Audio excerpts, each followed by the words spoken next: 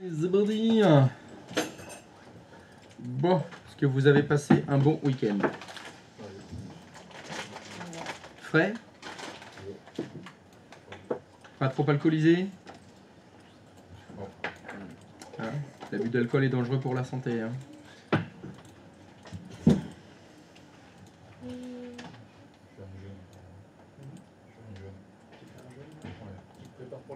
Tu t'es fait un jeûne? Ouais, je suis allé une jeune. Avant la semaine fatale. Ah, ouais. Ah, moi j'ai commencé l'échauffement en fait.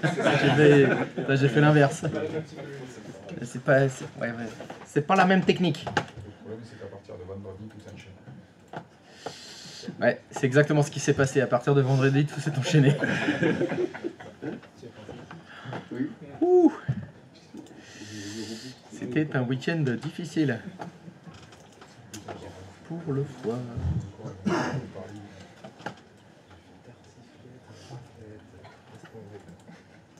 Tartiflette, raclette. T'as fait raclette ce week-end? J'ai fait raclette et tartiflette. T'as fait tarticlette? Voilà. C'était pas une bonne idée, je pense. Si. Je me sens pas léger. Oui, mais bon. Ça va. Parce que t'as pas assez bu pour être. Oui.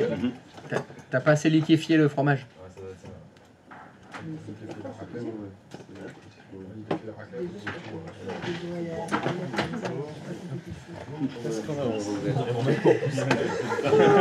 Eh ben, Ça n'a pas fonctionné quoi. là les amoureux. T'as eu des temps. T'as dit c'est quoi ça? Parce que c'est d'habitude. Alors, PowerShell. C'est ça le sujet du jour.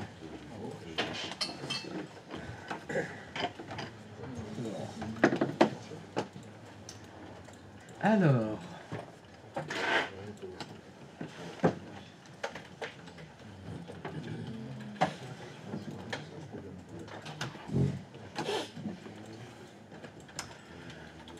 Ah, c'est gentil d'être passé nous voir.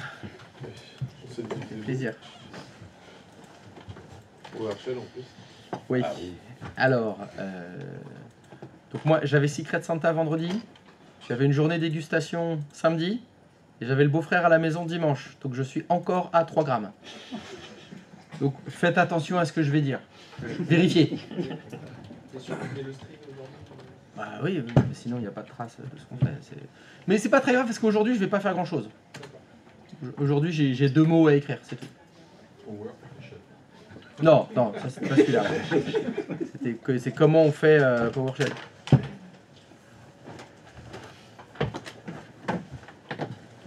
Ouais, vous êtes accordés.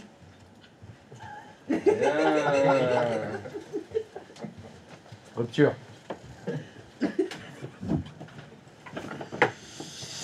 Et donc, voilà, donc faites attention à ce que je vais dire. Ce sera peut-être complètement incohérent, mais c'est surtout vous qui allez travailler aujourd'hui. Alors, PowerShell, qu'est-ce que c'est? Ah bah, Olivier, PowerShell, qu'est-ce que c'est? Voilà. Olivier, s'il te plaît. Un langage de programmation. Ah non, je parlais à Olivier, excuse-moi. Non, je déconne, Stéphane. Stéphane, PowerShell, qu'est-ce que c'est? Ah bah, c'est toi l'expert. Ah non, je suis pas l'expert. Bah non, c'est Copilote. Olivier justement l'expert. Ouais, c'est plus copilote. Mais non, c'est Stéphane. Non, c'est plus Olivier, je crois. Bah c'est de. Mais non. Ah, alors attends, De comment? je vais poser une question. Qui, dans cette pièce, a utilisé pendant la formation PowerShell pour faire des choses? Oui. Eh ben toi aussi. Oh, levez les mains. Rien. Dis rien. Ah bon? Un seul, deux? Deux? Mais levez la main ceux qui l'ont fait là. Ah ouais, Bah voilà, levez la main, 3, vous êtes 3 à l'avoir fait. 4. Non. Waouh. Ah, je croyais. Et ça a fonctionné? Pas à chaque fois. Pas toujours, mais. Ah, bon, est-ce qu'au moins une fois, il y a un truc qui a fonctionné? Ouais. Nickel. Oh putain, ça va être trop facile. Non. Je vais pouvoir me reposer, je vais aller me refaire un café moi. Donc alors, messieurs, c'est quoi? C'est quoi C'était sous forme de terminal, c'était en ligne de commande. Mhm. Pour voir à quoi ça ressemble. Et ça permet d'exécuter des commandes. Voilà. Pas mal. Voilà, c'est un langage de programmation. C'est un langage de programmation, je ne suis pas du tout d'accord avec toi. Non, pour moi, c'est pas un langage de Il a une programmation. syntaxe particulière. Ça a une syntaxe, oui, c'est un langage si tu veux, mais C'est va faire des On fait pas de la programmation. Non, Alors, si tu veux, PDI, si tu parles à un développeur, il va te dire PowerShell, tu rigoles. C'est pas un langage de programmation, PowerShell. Ça reste un shell. Ça reste un shell, voilà. Ça sert à exécuter des commandes, en général, pour les administrateurs. Ça sert à ça. Faire des scripts aussi. Ça peut servir à faire des scripts pour automatiser un certain nombre de choses. Bon, vous connaissez le DOS. Les commandes DOS qu'on a tapées. Puis, Les ping, les ipconfig, machin, tout ça. Bon, bah c'est pareil, mais en mieux. Voilà, ça fait plus de choses. Ça ressemble Ça pas fait mal. beaucoup de choses. Ça ressemble à Bash un peu chez Linux. Ah bah ça, je peux pas trop te dire. Mais bon. Un petit peu. Vous avez compris la phrase qu'il vient de dire? Non. Quand il dit ça ressemble à Bash sous Linux. Le Tu shell- comprends rien de ce que ça veut dire? Si, si. Ah si, bah vous avez compris alors. Bah, tant mieux pour vous. Voilà, comme ça. Dis donc. Je pourrais réutiliser cette phrase alors? Elle est cohérente? Non. Non? Je crois pas. Tu comprends pas? Ça ressemble à Bash sous Linux. Mais si, moi je pense. Voilà, bah, c'est ça. Oui. Mais c'est sous Windows. C'est sous Windows. C'est sous Windows, voilà. C'est un c'est shell ça. aussi, Bash. Tel comme. Mais Bash, c'est On que peut faire des utiliser scripts Linux. bash. Oui. Bah, c'est pour ça qu'il dit ça ressemble à Bash sous tu Linux. verras, de toute façon, c'est- Ok. Donc c'est un genre de Bash, mais un sous LS. Windows. Ok. On va dire ça, tu vois. On va taper des commandes dedans. Ok. Voilà, l'objectif c'est de soit faire des choses qu'on ne peut faire que en PowerShell. Il y a certaines commandes dans Windows, il y a certaines fonctions dans Windows qui n'existent que en PowerShell, pas en interface graphique. Donc vous n'avez pas de cases à cocher, de choses à installer, c'est que en PowerShell qu'il faut le faire. Donc ça c'est pour accéder, on va dire, à des fonctions pas accessibles par défaut, on va dire. Et l'autre usage, c'est automatiser des choses. C'est-à-dire que faire quelque chose en PowerShell, ce sera plus rapide que de le faire dans l'interface graphique. C'est les deux usages. Soit faire des choses pas possibles en interface graphique, soit automatiser des choses qu'on peut faire en interface graphique, mais ça ira plus vite avec PowerShell. C'est les deux objectifs. C'est très souvent utilisé pour faire des scripts. Donc, quand on a des tâches répétitives à faire, on va créer un script PowerShell qui va exécuter cette tâche 1000 fois automatiquement plutôt que de le faire 1000 fois à la main. D'accord? Donc, PowerShell, il est installé sur toutes les machines Windows. Vous l'avez normalement partout. Donc pas de souci pour le trouver et l'exécuter. Hein. Vous l'avez en général partout. Et donc, ce qu'il faut savoir, c'est la syntaxe des commandes PowerShell. Donc pour PowerShell, vous devez retenir qu'une seule chose.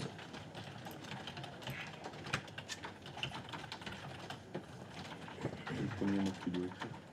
C'est verbe-non. Toutes les commandes PowerShell s'écrivent comme ça. Verbe-non.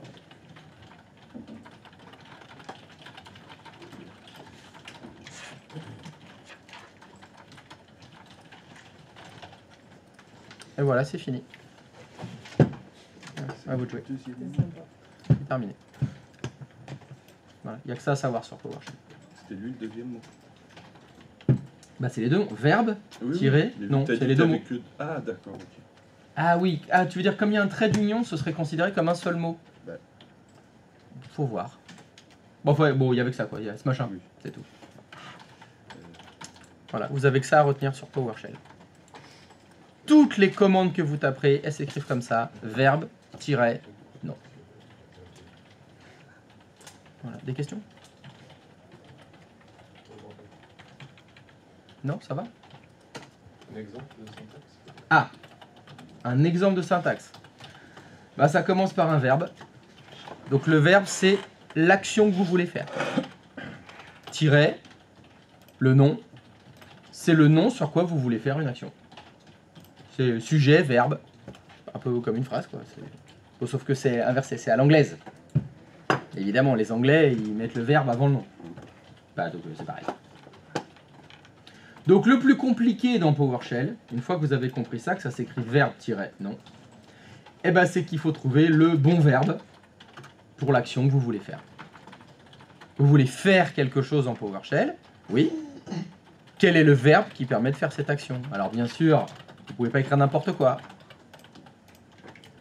Vous voulez faire un café? Alors oui, excusez-moi, j'aurais peut-être dû préciser, ça s'écrit en anglais PowerShell. Hein. Donc faire-café, faire-café, ça ne fonctionnera pas. Il faudra écrire mec-coffee. Avec 2 F. Avec 2 F si tu veux. Ah oui, parce que ça là- sera pas non plus. Exact. Ah oui, parce que si tu écris mec, ça fonctionne pas non plus. Faut le bon verbe tirer le bon nom. Hein. C'est le plus difficile dans PowerShell, c'est ça. Un petit peu comme, alors si je fais un petit parallèle avec les GPO, une fois que vous savez faire les GPO, le plus compliqué c'est de trouver le paramètre. Quel est le paramètre qui va faire ce que vous voulez que ça fasse? Ben, quelle est la commande PowerShell? Quel est le verbe tirer le nom qui veut faire ce que vous voulez? C'est ça. C'est ça le plus compliqué. Donc des verbes, il y en a plusieurs. Je vais vous en donner quelques-uns.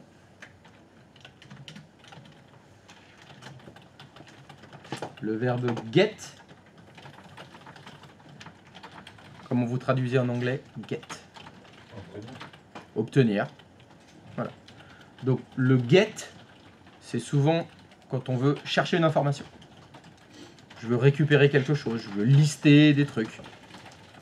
Donc ce sera get-quelque chose.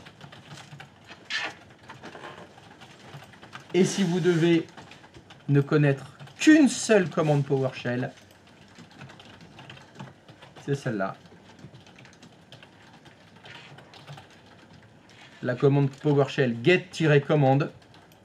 C'est une commande PowerShell, ben voilà. Le PowerShell c'est bien aussi. Ah, c'est bizarre parce que... Ah, il n'y avait rien à la pomme.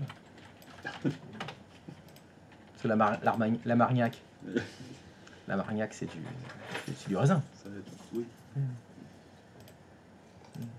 Oui, pardon. Voilà. La commande get-commande, c'est la commande PowerShell qui permet de récupérer toutes les commandes PowerShell de votre ordinateur. Allez, si on regardait ce que ça donne. Pour cela, je vous invite à lancer PowerShell. Donc pour ça, c'est très facile. Vous allez dans le menu démarrer, vous faites ce que vous voulez, vous tapez Power. Alors lancez pas PowerPoint, hein. Lancez PowerShell. Voilà. Attention, il y en a deux. Vous avez PowerShell tout court et PowerShell ISE. Pour le moment, vous lancez que Windows PowerShell. Le ISE, c'est celui pour faire les scripts, on verra un peu plus tard. Donc, sur votre ordinateur, vous devez avoir PowerShell, vous lancez PowerShell. Il y a différentes versions de PowerShell. Vous avez peut-être le 7 sur vos... Je crois que vous avez le 7 sur vos machines, celui qui est noir. Oui. Ça ne changera rien. Vous lancez PowerShell. Vous avez peut-être un bleu, un noir, ça dépend de la version de votre PowerShell, mais ça ne changera pas grand-chose. Allez, c'est parti. Get-commande. Est-ce que vous savez ce que c'est que la complétion automatique? C'est la touche tabulation. Donc si vous voulez écrire la commande get-commande, vous faites get-com et vous faites tabulation. Et si vous faites tabulation plusieurs fois, vous aurez toutes les commandes qui commencent par get-com. Donc c'est assez pratique. Vous faites entrer. C'est parti! Slide. Et voilà. Donc logiquement dans la liste, Vous savez tout. bah, vous devez avoir plein de trucs qui ressemblent à verbe-non. Verbe-non. Verbe-non. Elles sont toutes comme ça.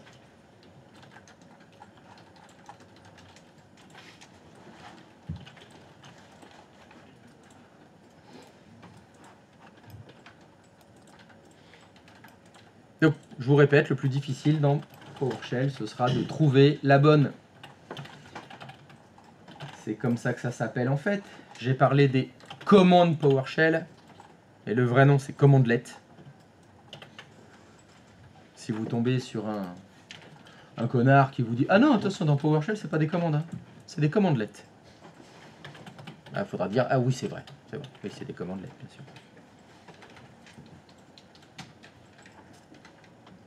Mais ça reste des commandes. Hein. N'en pas, c'est du blabla. Ça marche? Donc il va falloir trouver des commandes pour faire des trucs.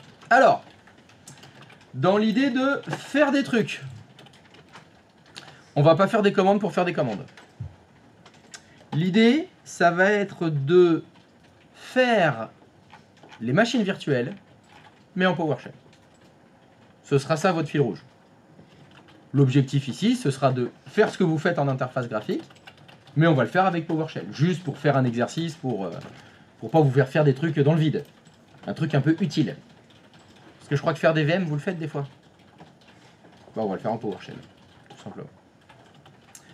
Donc, on va découper toute la séquence de création d'une VM, et pour chaque action que vous faites dans l'interface graphique, vous allez le faire en PowerShell en fait. Comme ça, vous taperez des commandes, et puis ça fera des choses que vous connaissez déjà. Vous savez qu'à la fin, ça fera une VM. Donc, première question. Quand vous devez créer une machine virtuelle dans l'interface graphique, sans utiliser PowerShell, c'est quoi la première action que vous faites? Un nouveau dossier. C'est créer un dossier. Voilà. Donc l'idée, ça va être, il va falloir créer un dossier, mais en PowerShell. Donc, pour chaque étape, vous allez devoir trouver la commande LED qui fait ça. Donc vous avez deux solutions.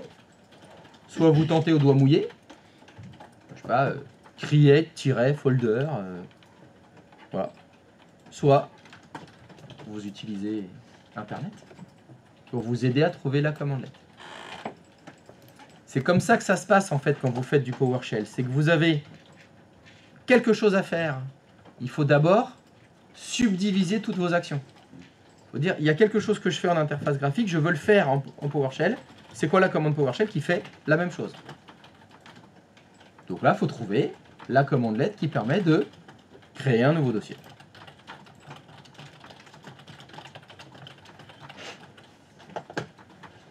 Voilà. Et c'est à partir de ce moment-là que je vous laisse faire. Je peux vous donner un indice. Cette commande LED, elle va s'écrire verbe-non. Ouais. C'est comme ça qu'elle va s'écrire. Alors quel verbe? J'en sais rien. Ah si, je sais que c'est pas get. Vu que get, on l'a dit, c'est ce qui permet de récupérer quelque chose. Ça ne permet pas de créer un dossier, get.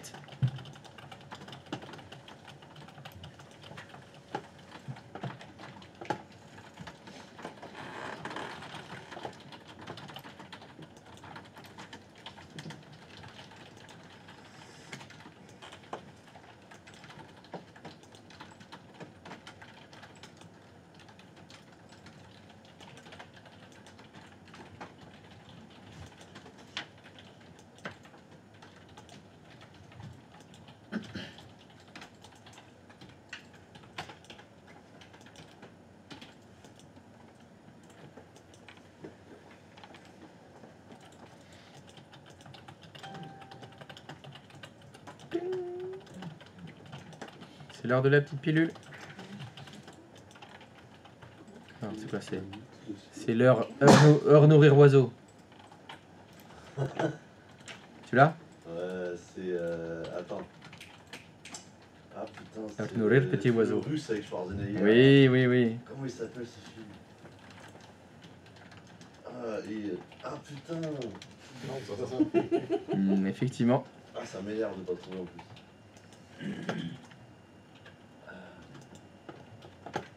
Ah, je l'ai sur le bout de la langue.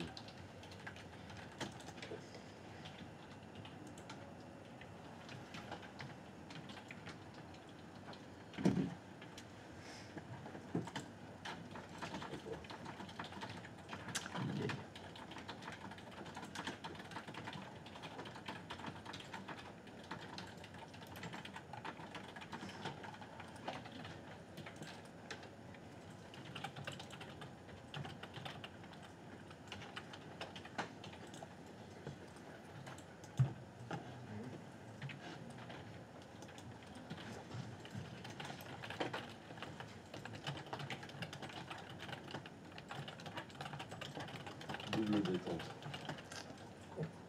Yes. Il est revenu?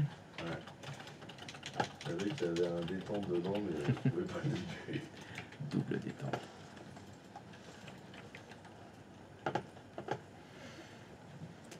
Alors, est-ce que vous avez une piste? Moi, il y a un truc, mais tu dis que ça commence par un verbe, là, c'est pas un verbe. Ah bah t'as trouvé quoi? Un new item. Non, non, est-ce que... C'est pas grave. C'est verbe-non, ça ressemble à ça. Oui. Ah oui. Ouais. Déjà, new, d'après toi, ça veut dire quoi? Mais Nouveau? Ça tombe bien parce que qu'est-ce qu'il faut qu'on fasse déjà? un nouveau dossier. Ah putain, il faut faire nouveau dossier et les trucs c'est new. Tiret, item. Item type. Ben j'en sais rien moi, est-ce que ça fonctionne? J'ai new-item, espace, item type, espace directory, espace, passe. Et est-ce que ça fonctionne? Je sais pas encore. Ah bah faut tester. Moi j'ai passe d'abord. Ouais. Moi aussi. C'est new item passe. Oh, vous avez trouvé plein de choses, c'est bien. Alors. Évidemment, la phrase c'est verbe-non, mais souvent il y a des adjectifs dans les phrases. Bon, ben là c'est pareil. Dans vos commandes PowerShell, en général, il n'y a pas que verbe-non. Il y a verbe-non, il y a quelque chose derrière. Alors c'est ce qu'on appelle les paramètres. Comme dans vos commandes. Bon, il y a certaines commandes qui n'ont pas de paramètres, ipconfig par exemple. Mais une commande comme ping, elle ne peut pas fonctionner toute seule. Il faut mettre quelque chose derrière. Ben là c'est pareil. New-item, c'est donc la commande qui va vous permettre de créer quelque chose. Il va falloir lui dire quoi. Donc par exemple ici on voit que il n'y a pas new-folder. Ça n'existe pas. C'est new-item effectivement, la commande. Et après il faut lui dire quel type d'item on veut créer. Un fichier ou un dossier? Ou un raccourci? Ou un alias? C'est quoi? Bah là c'est un dossier qu'on veut faire. Donc c'est pour ça que ce sera item tab folder. Et puis après il faudra lui dire où est-ce que vous voulez le créer. Alors ça c'est un paramètre que vous devez connaître, celui qui s'appelle path. P-A-T-H, ça veut dire chemin. Vous l'utiliserez tout le temps, ce paramètre, quand vous devez spécifier l'emplacement où vous devez faire l'action. Quand ça touche quelque chose. Il y aura toujours ce truc de path. Quand il s'agira de copier des fichiers, créer des dossiers, déplacer un objet, etc. La notion de chemin, elle existera tout le temps. Donc tu m'as dit new... Je suis pas en train d'écrire.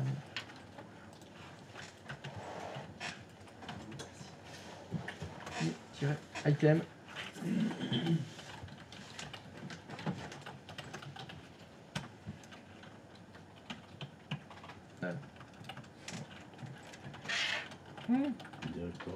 Directory.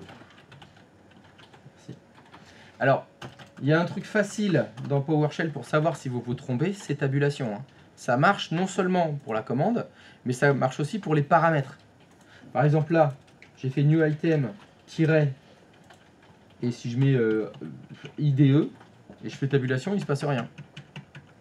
Il n'y a pas de... Parce que je pensais à identité. Ah oui, mais non, c'est pas ça. C'est pas ça. Ah oui, c'est type. C'est type. Type. Là, il a fini.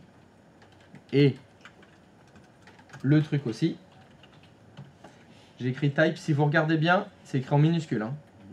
Si je fais tabulation, il a mis le T en majuscule.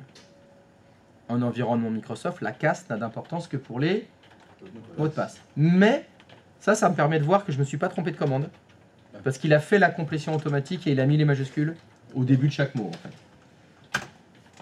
Donc après c'est directory, donc c'est pareil. Si j'écris folder, FOL et je fais tabulation, il ne se passe rien. Ça veut dire que c'est pas folder. C'est quoi? Ah oui, c'est dossier. Ah non, c'est pas dossier non plus. Directory. C'est pareil, vous voyez, vous écrivez que DIR, vous faites tabulation. Alors ça c'est extrêmement pratique dans PowerShell. Ça vous permet d'être sûr que vous ne vous trompez pas de paramètres. Ça vous êtes sûr de ne pas vous tromper du nom du paramètre. Je vous dis ça, vous avez déjà expérimenté les IA. Quand vous les récupérez, des fois ils font des petites traductions. Donc vous retrouvez que le mot, c'est pas tout à fait le même, ils rajoutent un E à la fin. Il y a des fois des petits soucis. Pareil dans les... sur les forums. Des fois les gars, ils ont un petit peu fait n'importe quoi. Donc pensez à faire tabulation. Donc new-item-type directory. Et après on a dit tiret, pareil, je fais PA tabulation. Donc le path, c'est le chemin. c'est-à-dire le chemin dans lequel vous voulez créer votre dossier. Alors, quand vous tapez des chemins, ici on parle d'un chemin sur un disque dur. Donc, par exemple, c'est deux points, anti-slash. Quand vous faites vos nouveaux LVM, c'est où que vous voulez créer? Hyper-V. Hyper-V. Hyper-V. Vous arrêtez là. Attention, si vous avez des chemins avec des espaces ou c'est peut-être des choses que vous verrez, encore une fois, dans les forums de discussion ou sur les IA, etc., ils vont vous l'écrire entre guillemets. C'est deux points, hyper-V. Si il n'y a pas d'espace, c'est la même chose. Avec les guillemets ou sans les guillemets, ça arrivera au même résultat.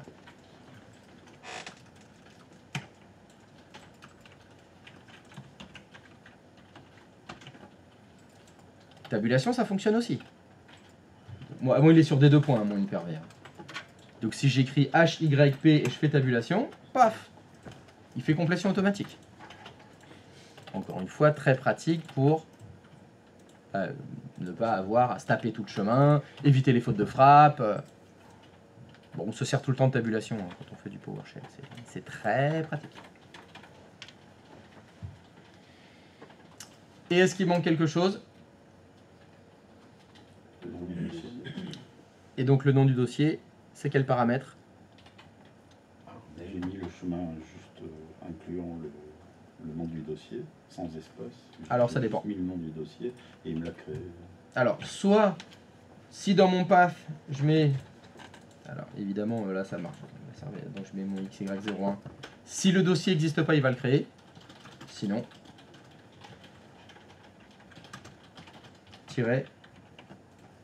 name. Ça aussi, c'est quelque chose que vous aurez très souvent quand vous créez quelque chose. Votre objet, il a un nom. Enfin, c'est -name. Alors là, évidemment, il n'y a pas de... La tabulation, ça marche pas. Bah, il ne peut pas savoir à l'avance le nom de l'objet que vous voulez créer. Hein. Enfin, je crois pas que ça le fait encore. Tu me dis, j'ai pas essayé. Ah oui, effectivement, dans la tabulation, ça marche pas, mais c'est normal. C'est normal que ça marche pas. Ah, je crois que j'ai pas mis ça. Et si vous faites entrer, c'est bon. Il me l'a créé. Et puis, c'est comme sous Linux. S'il n'y a pas de message d'erreur, c'est que ça fonctionne. Oui. Moi je l'ai fait, mais je l'ai pas fait dans le même ordre que toi, la ligne. Et... C'est pas grave. Alors, quand vous avez des commandelettes, en général, tous les paramètres n'ont pas d'ordre. Ok. C'est-à-dire qu'il exécute tout d'un coup. Tu aurais pu mettre le name avant le type, avant le path, il fait tout d'un coup. Donc ça, c'est pas grave. Mais du coup, ça m'a créé un autre. Enfin, en fait, je voulais le mettre dans un dossier, dans le dossier utilisateur. Sauf que ça m'a. Dans le dossier utilisateur, Oui, j'ai fait un chemin où j'ai mis dans ces deux points utilisateur, nouveau dossier. Sauf qu'il m'a créé un nouveau dossier utilisateur. alors voyons Il m'a voir. mis en double. Qu'est-ce que tu as tapé comme commande? Et ma commande, c'était ça. Quelle est donc cette diablerie? Ces deux points utilisateur anti-slash nouveau dossier. Qu'est-ce que tu vas faire? J'ai pas mis le nom du dossier du coup. Bah donc il... Et ben oui, mais du coup maintenant j'ai deux dossiers. Oui. Bah, je devrais en avoir qu'un parce que tu as dit tout à l'heure que ça reprend s'il y a déjà un nom de dossier.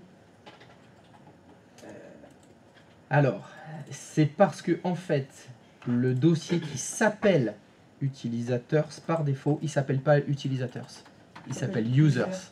Et ça, c'est un alias qu'on voit pour l'affichage français. Si tu vas, retourne sur, va à l'invite de commande normale. Fais juste CMD.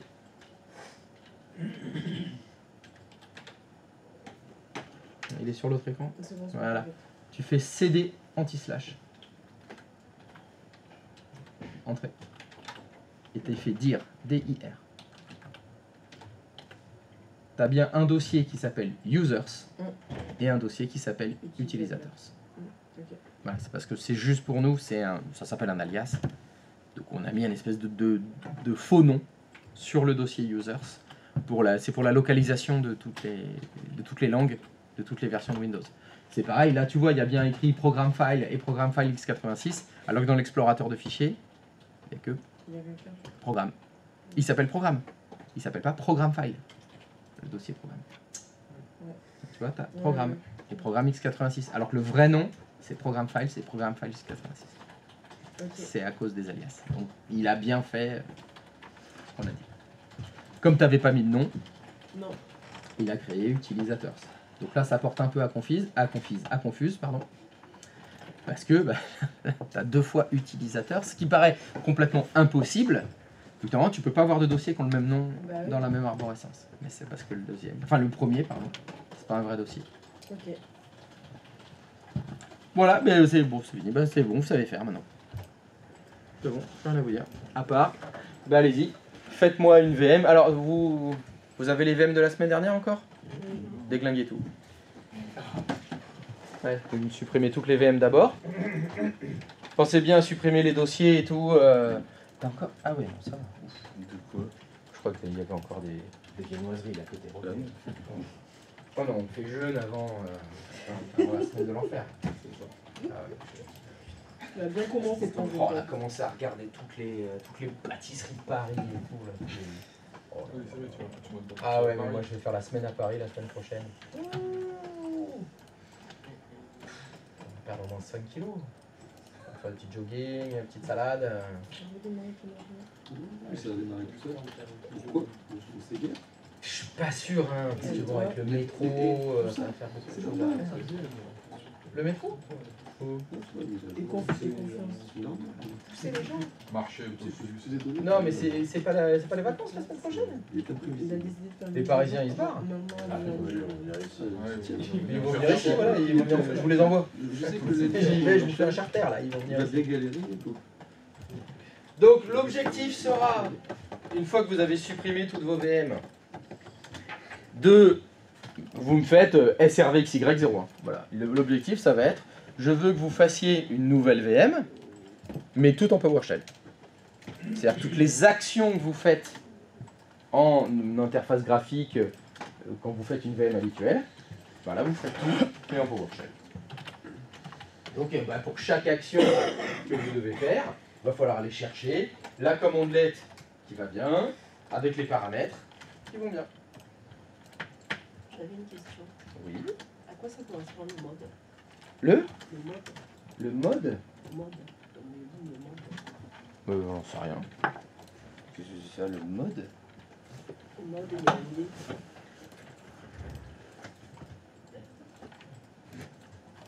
Ah oui, quand il l'a créé, Oui. c'est directory.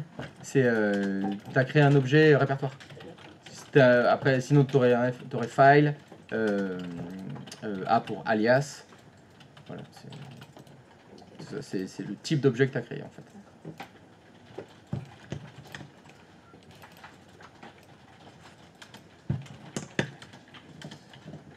Est-ce que tu as un manuel pour les commandes? Oui, get-commande. Get-commande? Oui, non, mais ça te permet de les avoir toutes d'un coup. Oui. Et pour rentrer, par exemple, si tu veux dire à quoi sert cette commande? Ah bah oui, j'ai une commande LED PowerShell. Bon allez, d'accord. La première que tu dois connaître, c'est get-commande. Il y a toutes les commandes. Une deuxième, elle est facile. Get, LED, ça s'appelle comment? Help. Help. Et après, tu mets la commande. Voilà. Donc là, c'est quoi? C'est man sur Oui. sous Linux. Voilà, donc le man de PowerShell, c'est get-help. Donc si je te fais get-help espace get-commande, voilà, ça te sort l'aide. Alors faites attention parce qu'il va vous dire est-ce qu'il doit télécharger l'aide. Si vous répondez oui, c'est un peu long parce qu'il faut qu'il télécharge toute l'aide. Hein. Donc faites gaffe. Hein. Je vais répondre non. Tac, voilà. Donc là j'ai ma petite, j'ai mon nom, la syntaxe avec les arguments que je peux mettre derrière, quelques remarques. Donc, par contre, si tu télécharges tout, c'est long. Bon, en général, moi je vais sur internet, hein, je vais sur Wikipédia. Je vais sur le TechNet, pardon. Je vais sur le site de Microsoft où là tu as tout le détail de de la commande. Le get help, ça peut être intéressant si t'as pas accès à internet par exemple. Voilà, il te faut la petite commande. Mais bon, on n'est pas sous Linux. On est sous Windows, on a accès à internet. On a accès à Copilot, à Perplexity.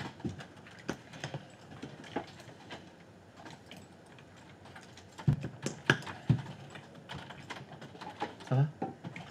Là, apparemment, il y a une mise à jour de Windows. Ah mince. Vous avez une mise à jour de Windows? Pas Là, moi. il Oui, s'est éteint. moi tout va bien. Ça va, de toute façon, on n'avait pas de VM. Oui, oui, tant qu'il n'y a pas de routeur. On est tranquille. Oh, mais même s'il y a des routeurs, si c'est un redémarrage normal, ça flingue pas les routeurs. Hein. Non, non, faut que ce soit Le fait que. un démarrage du G. le- Si c'est plantage, oui, c'est mort pour les routeurs. Mais l'autre, s'il redémarre, Ouais. le routeur reste. Aucun problème. Ok, Ça fiche tes VM en fait. d'accord. Ça les met genre en hibernation. Et quand tu redémarres l'autre, ça les remet dans l'état dans lequel elles étaient avant que tu l'arrêtes. C'est pas mal, ça. Vous pourriez faire ça si tu veux, quand tu fais tes maquettes. Même si tu as des routeurs. Hein. Tu dis, bon allez, pour la planète, je vais arrêter mon hôte parce que ce soir, je vais rien foutre. Tu l'arrêtes, pas de problème. Le matin, tu arrives, tu appuies sur démarrer. Tu redémarres ton hôte, toutes les VM, elles se remettent dans l'état dans lequel elles étaient hier soir quand tu as éteint ton hôte. Ok. Pas de problème. No problemo.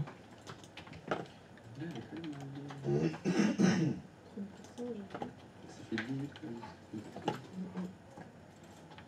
10 minutes, je pense que t'exagères un petit peu, mais au moins une bonne 5 minutes. Je sais pas, c'est une question.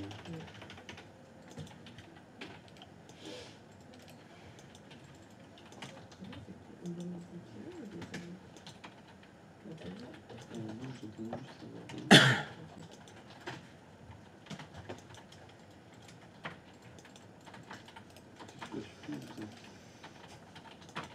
Moi, je prends pas les dossiers, je suis presque à l'intérieur.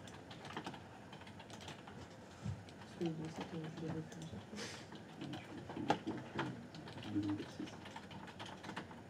De quoi?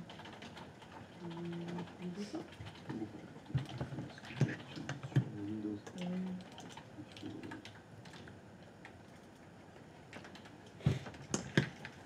Donc, on va refaire tout ça, on va commencer. C'est ça qu'on dit.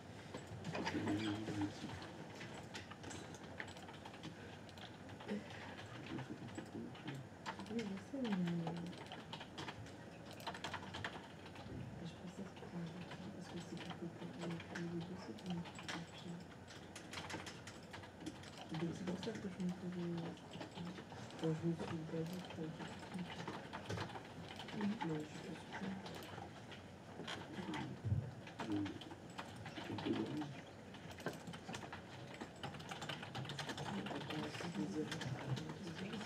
C'est anormalement bizarre quand même. Hein. Progression de la mise à jour 30%, mais ça fait quand même 6-7 minutes. Ah là, par contre, si c'est une mise à jour Windows, t'es obligé d'attendre. Je te déconseille très fortement de faire. Oh, le mec, il a dit, faut pas. C'est écrit, n'arrêtez pas votre machine ou ne. Faut pas l'interrompre. Ça veut dire qu'on peut arrêter du coup. Non. Euh, Alors après, bon, on fait quoi? On se laisse combien de temps avant de décider que non, là, c'est vraiment trop longtemps? Si jamais, au pire, j'y vais sur l'ordi de Christophe. Ah bah oui. si- Ah bah tu peux, ouais. Ouais. T'en as pas un autre de libre? Ah ouais, non, je demandais. Oui, il y a écrit n'éteignez pas votre ordinateur. Et. Sinon, ça va, t'as passé un bon week-end? Ouais, bah comme toi, je suis. Tu t'es mis bien. Non, attends, moi c'était dégustation. Hein. Attention. C'était de la. C'était quali, hein. Moi c'était Cali, mais il y a eu plusieurs dégustations du coup. Ah oui, oui, moi aussi, il y en Ensemble avait de beaucoup. Hein. dégustations. Ah ouais, il y a eu Carbonieux, Charclément. Armagnac du coup. Ah non, Carbonieux, c'est pas d'Armagnac. Non mais t'avais dit Armagnac. Ah oui, aussi, oui, Armagnac, oui. Ah, c'était à la fin, ça. À la fin, oui. Elle a fait blanc, champagne, rouge. Tu devais avoir mal à la liquoreux. tête. Souvent. Ah bah je te dis pas, c'était, on a fait midi 18h30. Ah oui. Bonne journée. C'était une journée très productive. c'était. L'Armagnac c'est pas mal, j'aime bien. Ah ouais, puis il y avait des bons. Il y avait des. Il y a des belles découvertes. Ça, c'est vachement meilleur que le cognac. Ah, je préfère. Ouais. Ah ouais, y a pas photo. Alors même, il faut bien, faut pas déconner. Et tu le dégustais dans les verres. Non, on n'avait pas les verres spéciaux. En fait, avec un seul verre, tout. Alors, il y avait toujours de l'eau pour pouvoir nettoyer ton verre quand même. Mais non, il n'y avait pas le vrai verre à cognac. Ouais, que j'ai fait à déguster, il y a le verre joué, tu mettais les doigts ici pour Ouais. faire chauffer. Chauffé, un petit peu. Et ça libérait les arômes. Alors, le verre, il était comment? Ben, c'était un verre à pied, Ouais. mais du coup, tu le tiens ici. Ouais. Et donc c'est petit, mais tu le fais tourner. Alors, qu'est-ce qu'il nous a dit pour faire chauffer Ouais. en bas Ouais. et pour libérer les arômes, arômes, tu dois ouais. sentir Ouais. avant, après avoir tourné. Chauffé, ouais. Et même, je crois que tu sens après dégustation. Aussi. Ouais, c'est. Après, je le fais chauffer dans la bouche aussi. C'est ça. Aussi. Quand il est en train de. Tu sais, le curseur là sur lequel on tape les commandes. Oui. Quand il a la ligne et qu'il clignote comme ça. Quand il a la ligne et qu'il clignote. User, administrateur. Je ne sais pas de quoi tu parles. Attends, patience. Je sais pas, moi, tu vois ce que j'ai à l'écran, moi? Oui. Ah, t'as la même chose? Non. T'as quoi? Ah, il vient de revenir. Ah, bah c'est bon. Mais Il a eu peur que j'arrive, t'as vu? T'as vu, j'allais venir, il a fait oh non, c'est bon, c'est bon. C'est bon. Je me dis, Alors, en général, si le curseur ne revient pas tout de suite, c'est qu'il fait quelque chose. Il est occupé à faire la commande que tu as tapée avant. Je suis parti vérifier, la commande était bien faite, mais il était encore en train de. Oui, non, mais la commande, c'est une commande qui faisait, là, dans l'ordre des choses. La première étape, quand on fait les VM, c'est créer un dossier. Bah, ta commande est créer le dossier. Ouais. Si créer le dossier, ça prend 5 minutes, pendant 5 minutes, t'as pas la main. Hein. C'est le temps qu'il fasse la création de dossier. Ok. Voilà. Donc après, tu as tapé une autre commande. Oui. Il fait quoi? J'ai fait copier-coller le. Voilà. Ouais, la copie, est-ce qu'elle prend du temps? Ah ouais, sûrement, c'est ça. Ouais. Voilà. Et on le voit pas quand même en fond? Ah, tu vois que dalle? Ah non, non, non, mais c'est comme le... Merde, c'était quoi le machin sous Linux, là? Bash, ouais, voilà. C'est comme sur le bash, quand tu lances des trucs, tu vois rien du tout. Tu vois pas tu sais, le chargement de la copie du. Non, que dalle. Ok, Ah non, non, non, tu vois rien du tout. ok, ok. Ah non, normalement, t'as aucune info. Donc si c'était une action qui prend quelques secondes, bah, ça reviendra dans quelques secondes. Mais si tu fais un truc qui est censé durer 2 heures, pendant 2 heures, t'as pas le curseur, hein, tu peux rien faire. Ok. Mais ce qui est un petit peu la même chose dans l'interface graphique, quand tu fais ton copier-coller, tant que le coller il est pas arrivé, Eh oui, oui. tu fais rien. Ouais, ça paraît pas rien. En fait, c'est pas de la magie PowerShell. Hein. Ça va pas faire des actions qui nécessitent 5 minutes, ça nécessitera toujours 5 minutes. Hein. C'est juste que tu le fais en ligne de commande. Et après, on peut l'automatiser avec les scripts. C'est ça l'intérêt. Mais donc, c'est normal. Jusque-là, tout va bien. Oui. Très bien. Jusque-là. Jusque-là.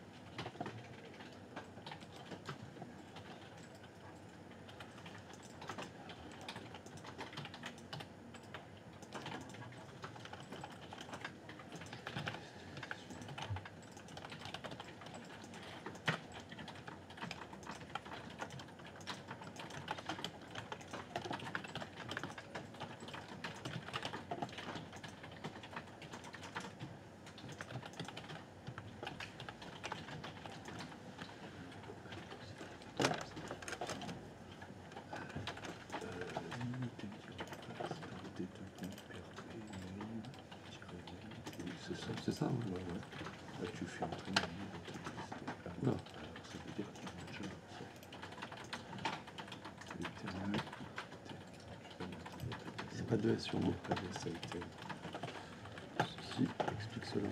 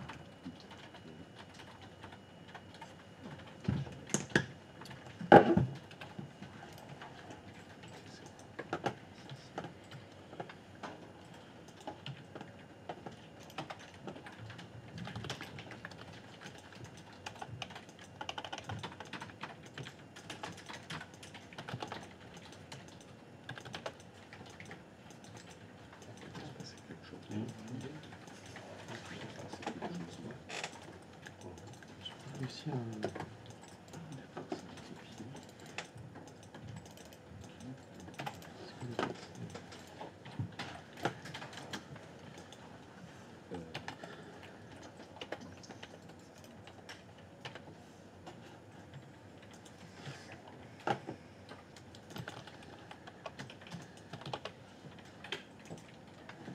Christophe, Oui. quand on copie-colle le fichier HDX là, pour le modèle, Oui.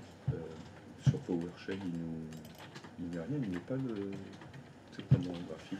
C'est comme dans le bash. Quand il fait des trucs, ça n'affiche des choses que s'il y a un message d'erreur. D'accord. S'il n'y a pas d'erreur, ça n'affiche rien. Sur mon curseur, il est revenu à gauche. Parce qu'il est en train de faire quelque chose. Ah oui. Patience, mon très jeune apprenti. Qu'est-ce qu'il est en train de faire? Là, c'est bon, il a copié. Donc, pendant la copie, Maintenant, il faut que je renomme à partir de PowerShell.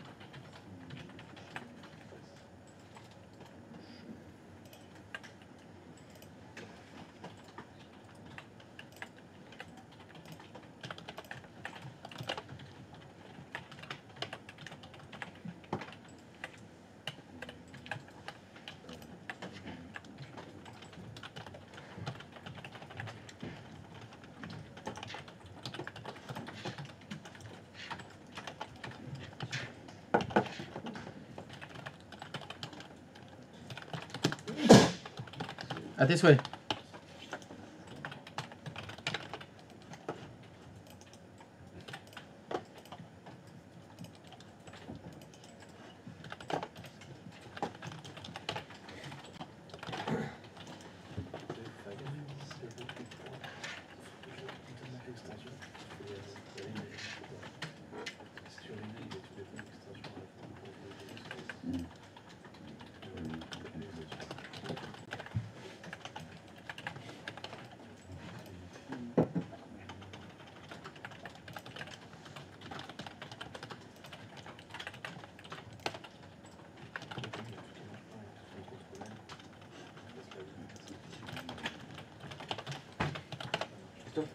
Oui. Ça s'appelle quand on a créé la VM et le moment où on va taper les mots de passe pour lui attribuer les mots de passe et tout.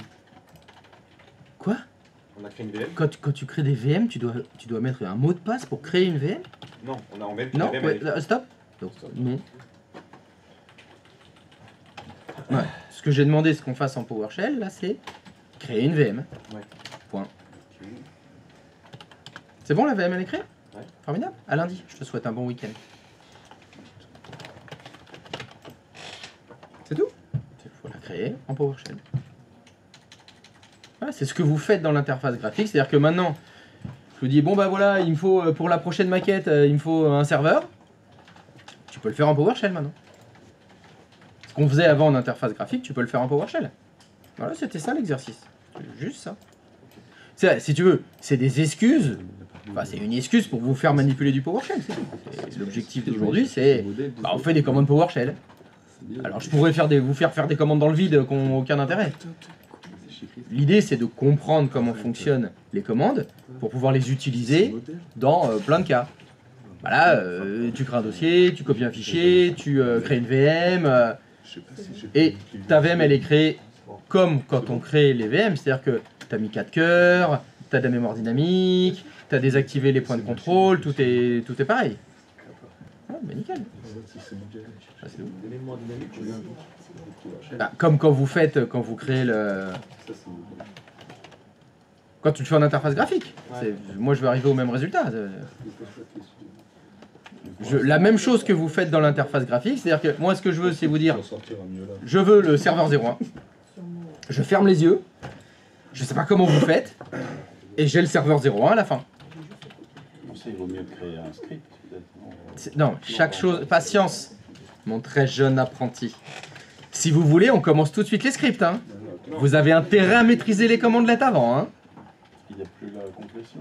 C'est bien sûr que si. Bien sûr que si. Mais les scripts, c'est un petit peu plus compliqué. Ah, je sais que vous êtes pressés, hein, que ça va jamais assez vite les cours. C'est facile. Oui, ah, mais il y a des gens qui font du PowerShell depuis 10 ans. Hein. Ah, bon, évidemment, c'est facile. Mais bon, j'essaye d'être à peu près équilibré pour tout le monde. Hein. Faut d'abord réussir à créer un dossier en PowerShell. Copier un fichier. Créer une VM. Modifier une VM peut-être. Je disais ça parce qu'il y a plusieurs commandes. Oui. C'est possible. Ah bah oui, bien sûr, on a plusieurs vu qu'il y a, on a plusieurs actions. Et chaque action, c'est une commande à peu près. Hein. Quand je pensais script, je pensais plusieurs actions dans un fichier. Ben, ça s'appelle un script. Tout à fait. C'est exactement ça. Mais si tu veux, moi je préfère d'abord maîtriser chaque action individuellement. Et une fois qu'elles sont bien comprises, eh bien, on va tout compiler dans un fichier et on va automatiser. Évidemment qu'on va faire ça. Mais je pense que c'est un peu tôt de commencer par ça. Mais Christophe, oui, ma question c'était... là j'ai créé la VM. Félicitations. Merci. Mais si je la lance, j'arrive pas sur le fond d'écran, sur le gestionnaire et tout. Alors, excuse-moi, j'arrive sur ton écran.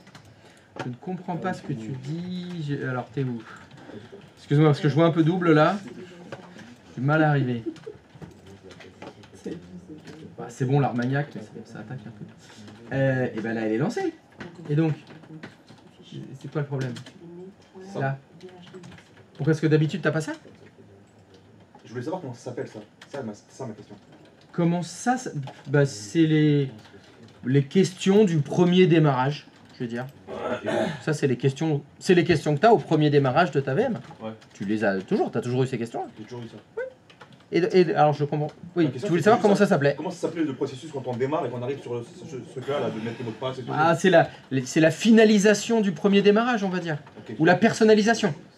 Parce que c'est des questions qui sont censées être individuelles. Tu vois, là, tu es censé rentrer la licence, c'est la licence de cette machine. C'est le mot de passe de cette machine-là. Mais ça, c'est après. Ouais. C'était là, l'idée, c'était en PowerShell, c'était créer la VM en PowerShell. Okay. Et donc là, elle a 4 cœurs, elle a la mémoire dynamique. Bon, moi, je l'ai mis 3 cœurs, mais c'est ce que j'ai voulu, elle a fait ce que je voulais. Ah, je vois que les clichés instantanés n'ont pas du tout été désactivés. Paramètres.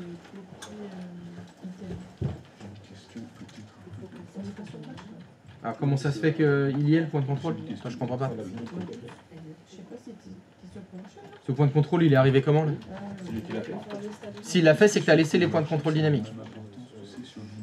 C'est obligé. Si c'est lui qui l'a fait, il l'a fait automatiquement.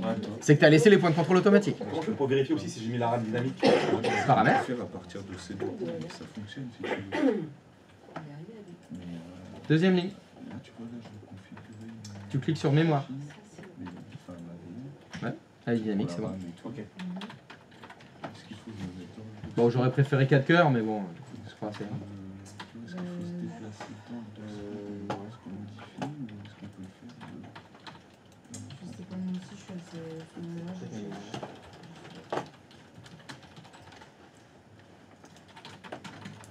Alors, est-ce que ça avance? Ça avance, mais Ça avance? je glisse. Dis-moi, Moi, est-ce que ça a la même importance que sur Linux par rapport à... Est-ce qu'il y a l'histoire des chemins relatifs et absolus ou pas sur Bien sûr. PowerShell? c'est la même chose. Ah. Ils ont rien inventé sous Linux, hein. Ça vient de Windows. Évidemment. Alors, c'est quoi la différence entre les chemins relatifs et absolus? Vu que t'en parles.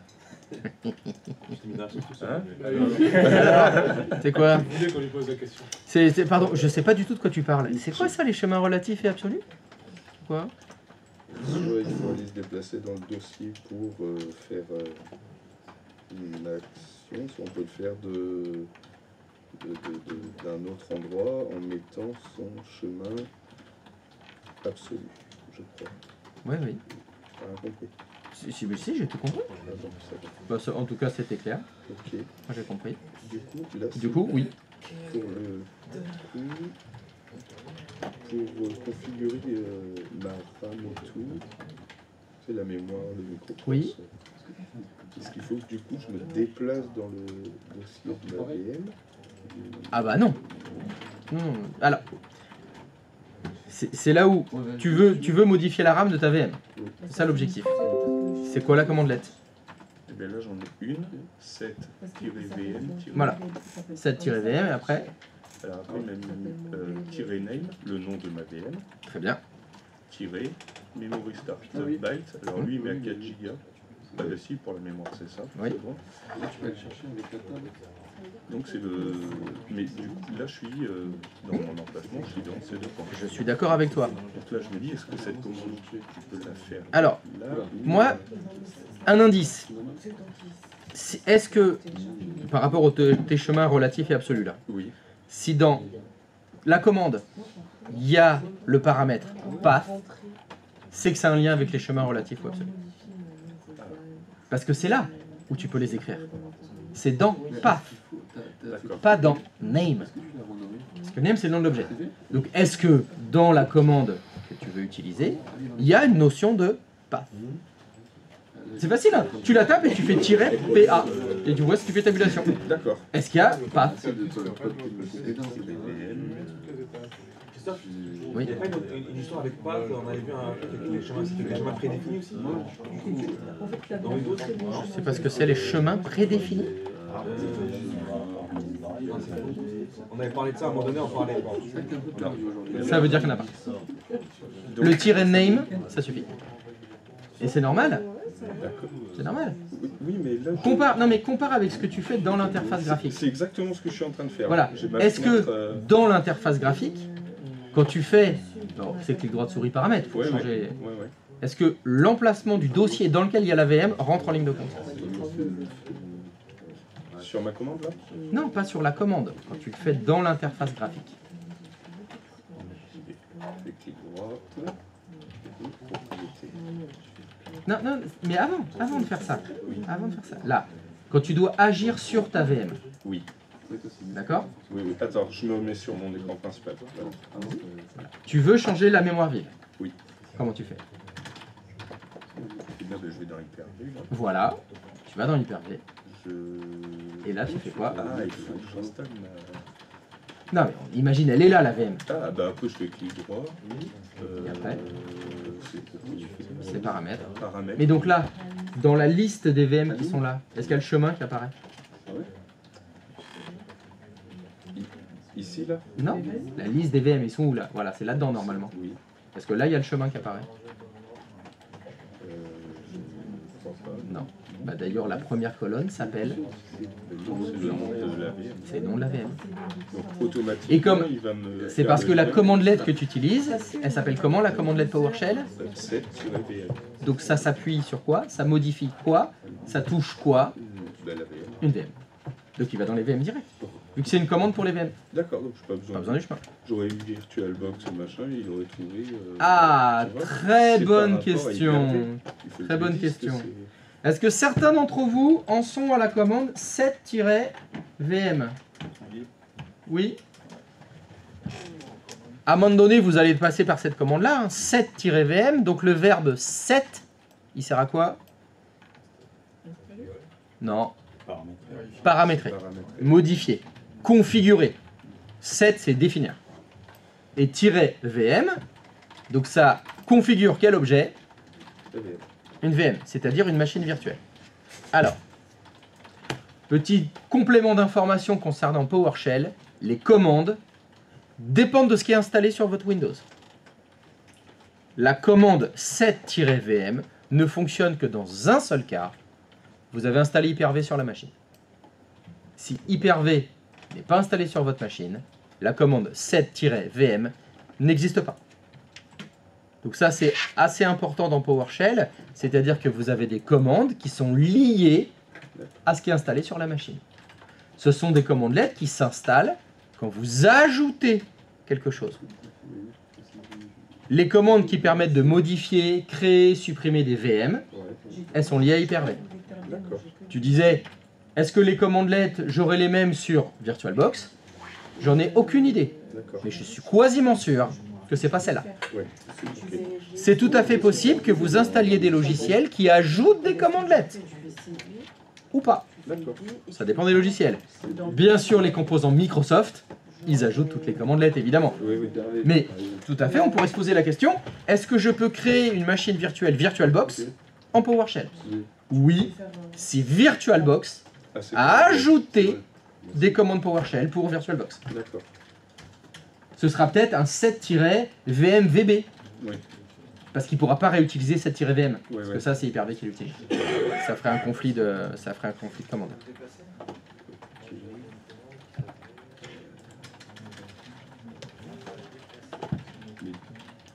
Réussi à parler dans le truc.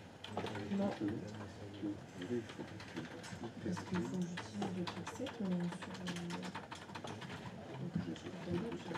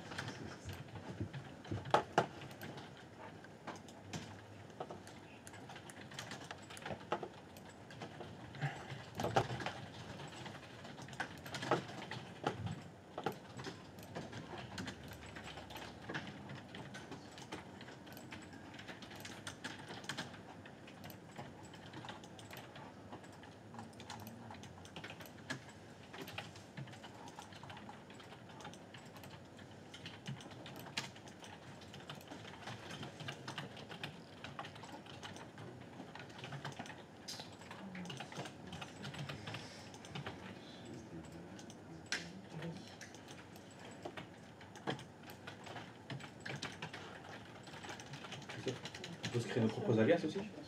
Oui. Oui, tu peux créer tes alias si tu veux, bien sûr.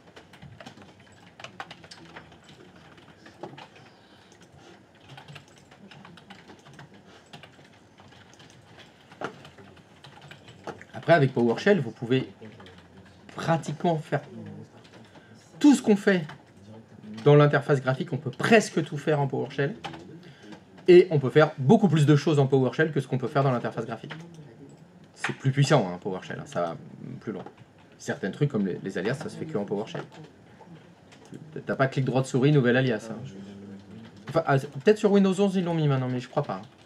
C'est toujours en ligne de commande qu'il faut le faire.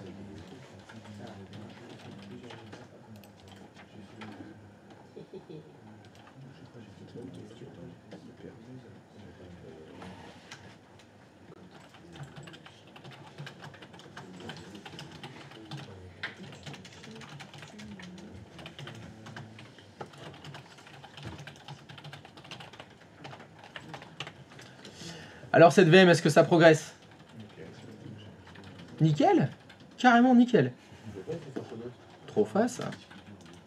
Donc vous avez, dans l'ordre, créer un dossier, copier un fichier, renommer un fichier, créer une VM, modifier une VM, démarrer la VM. Encore. Ah. Pas encore.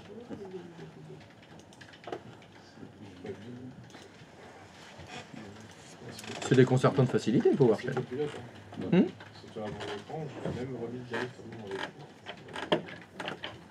Alors après, c'est là où il faudra faire attention à l'IA, etc., qui te guide, parce que tu fais copier-coller, ça fonctionne, parce que c'est une bonne IA, il faut comprendre un peu ce qu'on fait. Oui, parce qu'il dit des conneries quand même, j'ai modifié les trucs. Voilà. Voilà. Voilà. Il met pas tout comme il faut.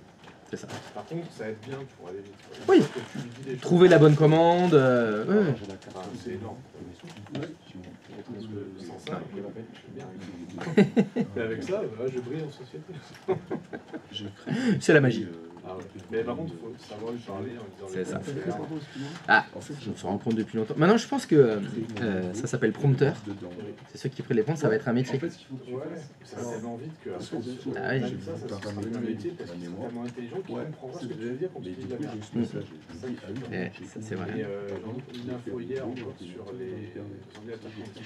Oui. Apparemment, Google, ils ont pas Ouais, j'ai vu ça. Ouais. multiplier le temps par deux. Ça, Il y a un calcul de 5 minutes, à la main. c'est un calcul qui prend 10 milliards. Il faut le faire à partir Le dernier que j'ai vu, moi, c'est 10 milliards d'années. Ouais, c'est ça. Non, mais, Et quand je suis le script, Mais c'est- là, il faut perplexe. aussi voir que c'est du calcul Il nomme quantique la qu'ils VM. font. ouais, Donc c'est des calculs extrêmement spécifiques. C'est-à-dire qu'il y a plein de calculs qui ne sont pas capables de faire. oui, C'est vraiment sur des points très particuliers. Un super ordinateur, c'est pas capable de faire, lui, c'est le faire sur des trucs un peu particuliers. Et l'inverse sera vrai aussi. Oui. Il y a des calculs que l'ordinateur quantique ne sera pas capable de faire. Bien sûr. Il faut relativiser les choses. Bien sûr, mais ça va dans les applications que tu peux lui faire. Mais j'ai lu un article qui disait que ça y est, il travaille sur le chiffrement quantique. Et il travaille dessus. C'est ce que je vous ai dit, ça va juste basculer. On va changer de puce, on va changer d'algorithme, mais ce sera du chiffrement quantique. Et surtout Ah pour ouais, les bah, du recherches, coup, etc. Oui, plein oui, de oui. choses. Ah, il y a plein de choses où là, En fait, ce sera peut-être exponentiel. Ouais, un tournant. Mais t'as vu les images des ordinateurs quantiques de celui de Google, comment il est? C'est beau, hein. Il est magnifique. Hein. C'est n'importe quoi. Tous les fils en or là, qui descendent comme cette espèce de pieuvre là à l'envers. Ça me rappelle un peu. Et il te montre la puce quantique, elle est comme ça. Lequel j'ai touché. Un tout petit truc d'1 centimètre carré, mais c'est le refroidissement, la protection. Oui, c'est ça. On y revient en fait. On y revient. Et à l'époque, c'était pareil. Les tout premiers ordinateurs, mais ça fait le calcul que on faisait à la main. Et nous, on mettrait 100 ans pour le faire. L'ordinateur, il le fait en 1 heure. C'est pareil, là, les refroidissements quantiques, on rigolera dans 20 ans. Tu as vu le truc, ça faisait une pièce entière. Bah non, j'ai dans ma montre. Dans mon ongle. C'est horrible, c'est l'évolution des choses. Je crois qu'il y a eu un moment où il y a des gens qui disaient « Quoi? Des livres? Diablerie! Jetez-les au feu !» Il y a des gens qui les ont brûlés, les livres. C'est ça, mais bon, il y a toujours un intérêt de quelqu'un quelque part. Ben, je sais pas, je regarde pour monter. peut-être, bien sûr, Perplexity, intégrer la VM sur Hyper-V.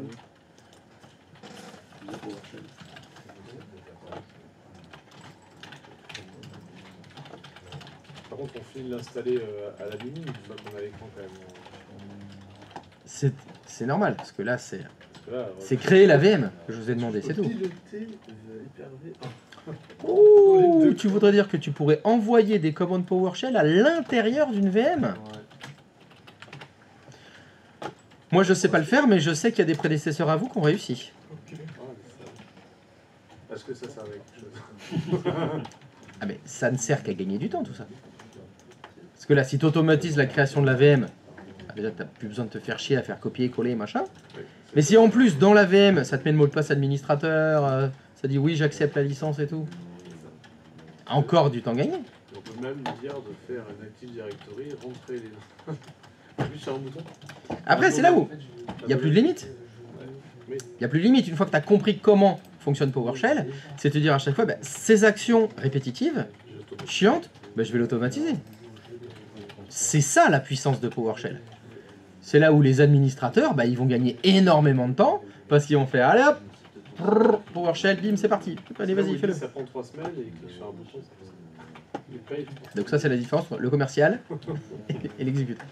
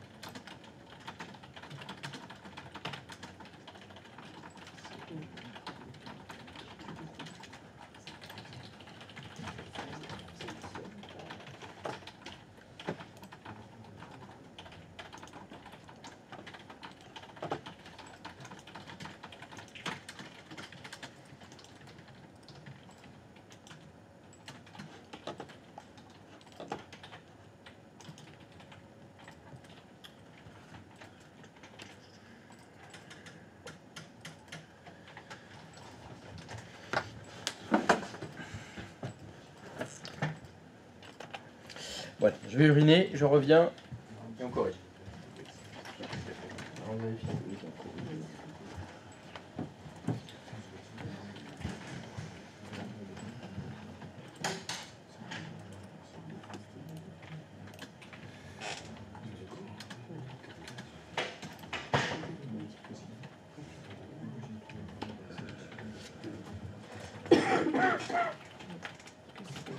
Manu, Oui. t'as fait la commande de nouvelle? Oui. Ça marche ou quoi? Ah non, j'ai pas fait le nouveau VM. J'ai fait le nouveau dossier dans le PRV.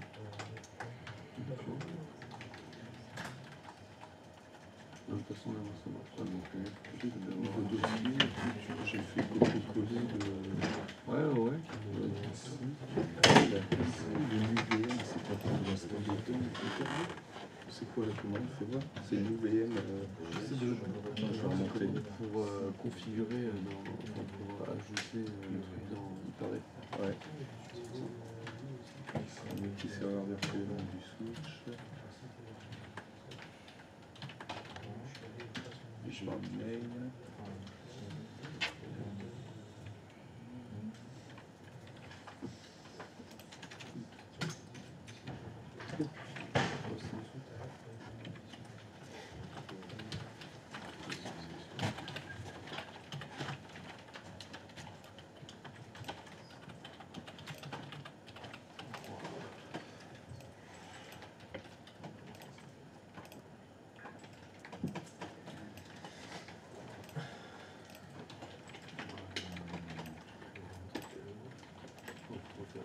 Non, bah, ça me regarde les étapes parce que si je fais un script, ensuite,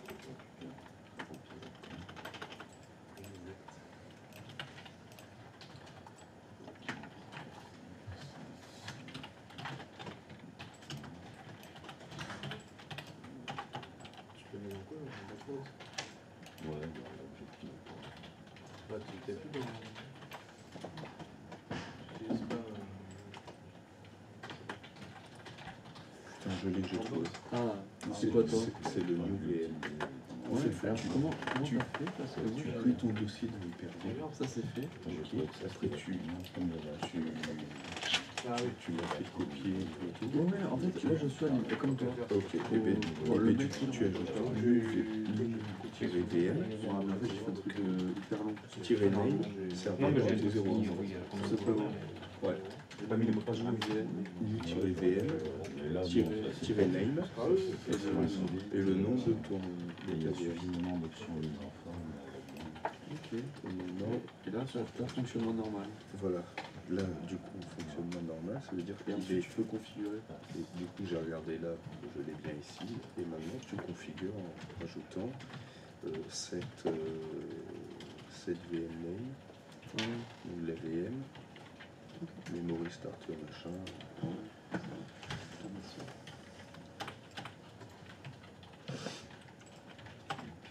Ça fonctionne forcément. Bah oui. Tristan a dit. Tristan a dit.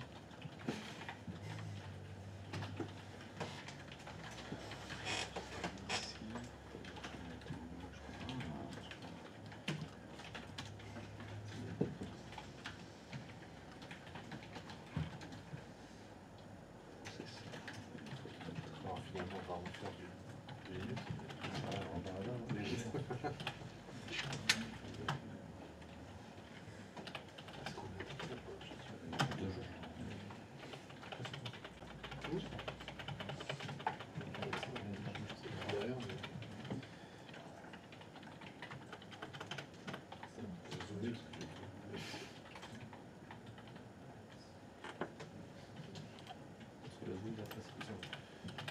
T'inquiète.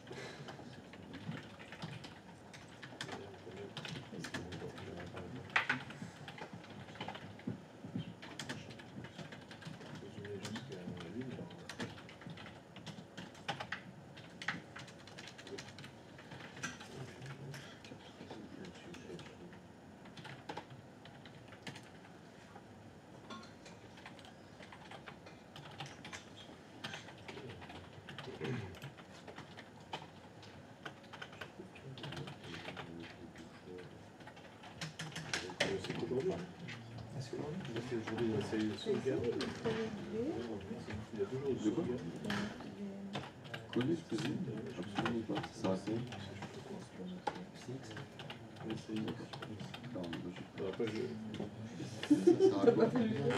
Ça répond. Connecter à la VM. Est-ce que tu as déjà un nom qui te donne une mission Non, mais c'est pas. Elle reste, voilà. Elle s'exécute. Elle s'exécute. Et après, tu peux cliquer pour la voir qu'elle est Nous, on se connecte pour. Tirer mail. Ok, lancé. Ça fait?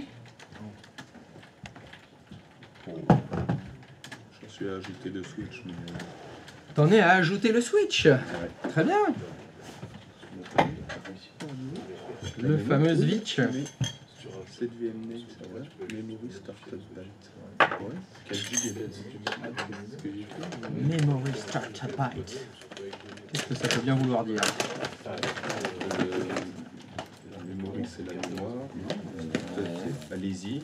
Moi, j'en ai plus, non. Je rigole.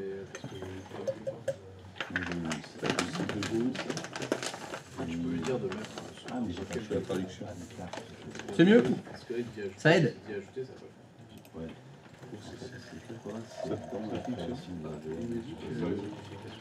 J'ai mis Hyper bien. Aucun ordinateur. c'est tiré Aucun sur ordinateur. Ah oui. Tu es allé dans ton gestionnaire hyper-V voir si tu le vois. Tu le vois bien dans ton gestionnaire. Ah ouais, il a installé. Ok. Maté. Ah mais non, je sais. C'est ok. Je vais voir si les paramètres que j'ai. Je vais tricher. C'est des switch.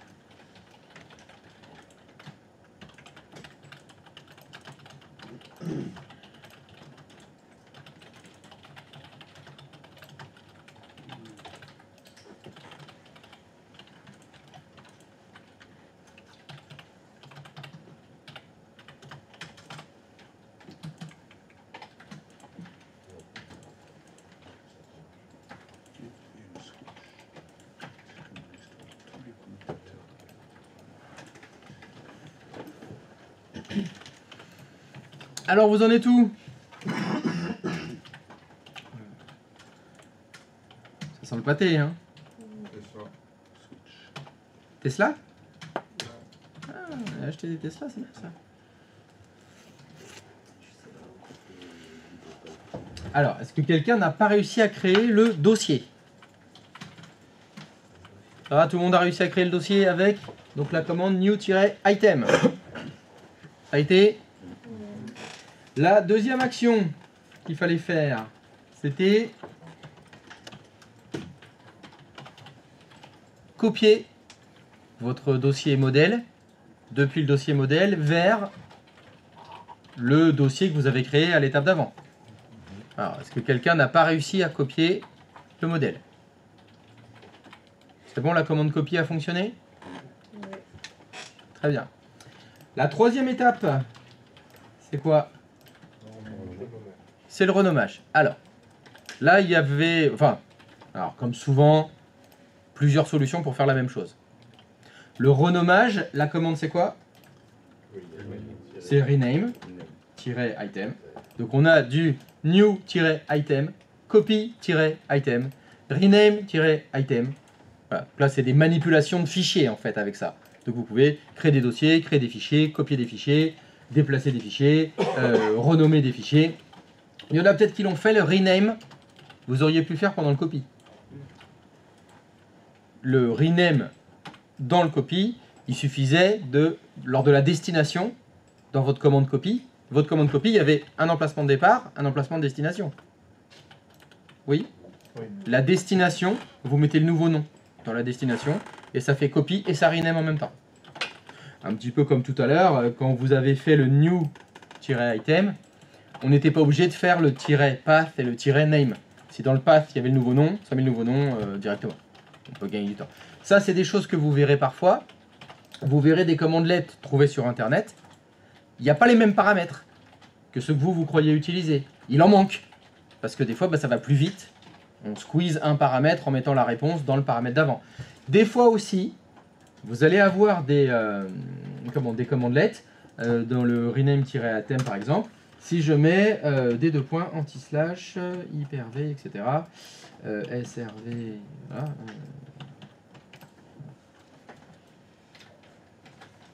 Je mets pas -path, je mets pas -name. C'est-à-dire que vous pouvez aussi taper vos lignes de commande sans mettre les paramètres, sans mettre le nom des paramètres. Il va utiliser les paramètres par défaut. Alors c'est là où il faut faire attention, par contre, l'ordre va avoir de l'importance. En général, le premier paramètre qu'il attend, c'est -name. Donc si vous écrivez pas -name et vous mettez un nom, il va considérer que c'est le nom. Un conseil, quand vous commencez à faire du PowerShell, mettez tout le temps le nom des paramètres. Faites l'effort. Faites l'effort de rajouter -path, -name, etc.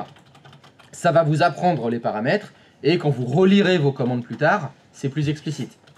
Et vous inquiétez pas, si vous trouvez des commandes toutes faites, ou si les collègues avec qui vous allez travailler, vous allez voir, mais il fait une commande PowerShell, il n'y a pas un paramètre. Il n'y a jamais tiré quelque chose.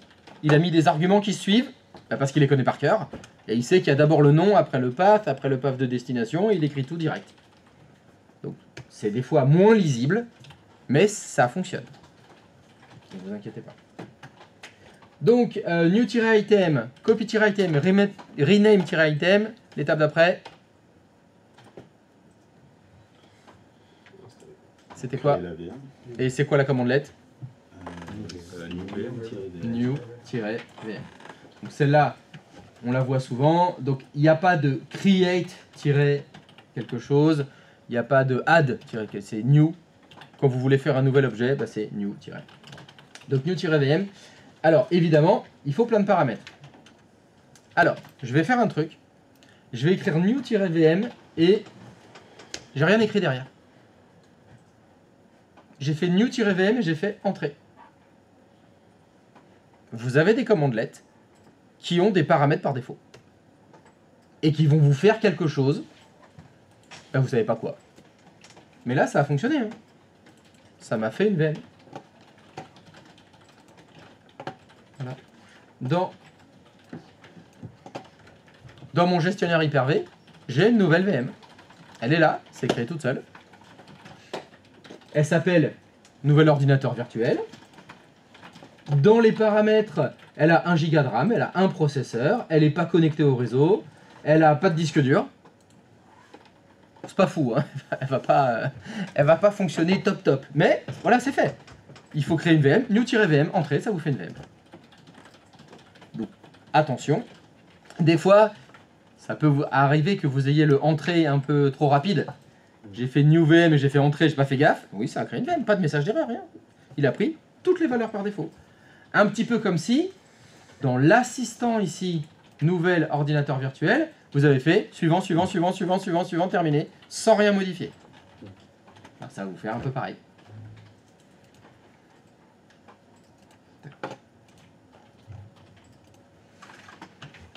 Donc la commande que je voulais utiliser, c'était new-vm. Alors, quand vous faites des nouveaux ordinateurs virtuels, là, il y a plein de paramètres. Parce qu'on ne peut pas faire n'importe quoi. Qu'est-ce que vous m'avez mis comme paramètre? Un nom d'abord. Voilà, -name. Donc srvxy01, je suppose. Après, memory start byte, c'est la mémoire de démarrage. Combien vous voulez de... Et vous avez écrit quoi? Donc attention, quand vous avez des chiffres, voilà. Dans ce cas-là, il faut que vous mettiez l'unité de mesure. Donc 2 Go de RAM, c'est 2048 mégas. Le B majuscule, ça se dit comment en anglais? Byte.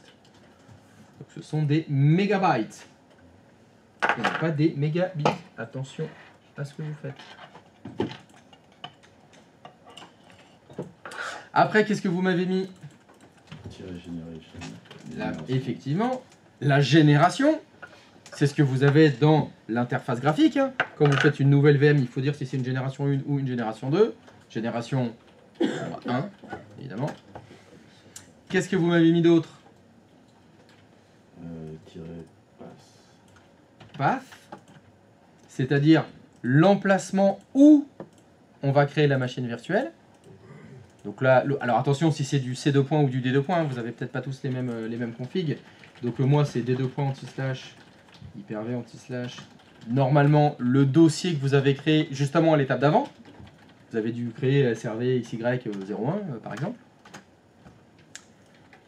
Qu'est-ce qu'il faut d'autre comme paramètre? Switch name. Oui. Quel est le nom du vSwitch qu'on veut utiliser? Priv 01, priv 02, priv 03, ext. Donc moi c'est vSwitch. Alors attention.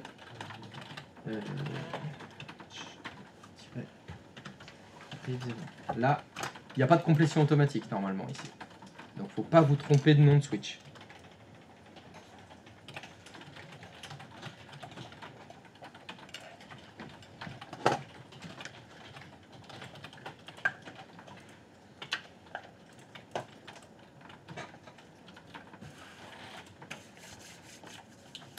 Quel autre paramètre vous m'avez mis? Génération 1. Déjà mis. Il est là. Génération 1, on l'a déjà mis. Je peux mettre à la fin où j'ai dit. Alors c'est là où on voit, les paramètres n'ont pas d'ordre si vous mettez le nom en fait. C'est quand il n'y a pas de nom que là il prend un ordre par défaut et là il faut faire gaffe. Là, pour le chemin, pareil, il me mettait VHD pas, le chemin spécial. Ah mais c'est pas du tout, c'est deux paramètres différents. Ouais. Parce que c'est là où il faut faire attention. Quand vous faites un nouvel ordinateur dans l'interface graphique, il y a ça d'abord. Et ce qui est ici, dans l'interface graphique, ça c'est le path. C'est le chemin où il doit stocker la configuration de la VM. Ça c'est -path. Et après, quand vous créez votre VM, là il y a. Ça c'est VHDPath. Et oui, c'est normal. Dans l'interface graphique, il y a deux endroits différents où on met un chemin. Il y a le chemin où on enregistre la VM et le chemin du disque dur qu'il doit utiliser. Donc il y a deux paramètres différents. Ben, en PowerShell, il faut remettre les deux. Donc effectivement, il y a VHDPath à mettre comme chemin. Et normalement, c'est là où il y a l'emplacement du fichier VHD que vous avez copié précédemment. Donc hyper-v, SRV... mais je crois que je ne l'ai pas fait la copie, moi. Je l'ai pas fait, bon je vais l'écrire, c'est pas grave. Normalement c'est 01.vhdx. Alors, vous avez ça.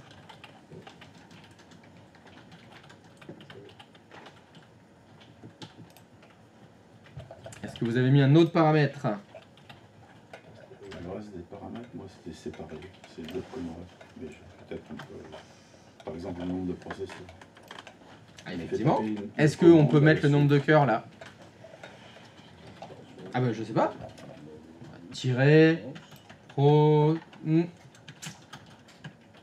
Ah. Please. Version. PV.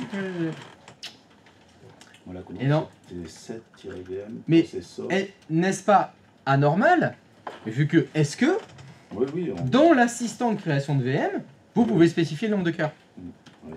Non. Ah, donc il n'y a pas de raison.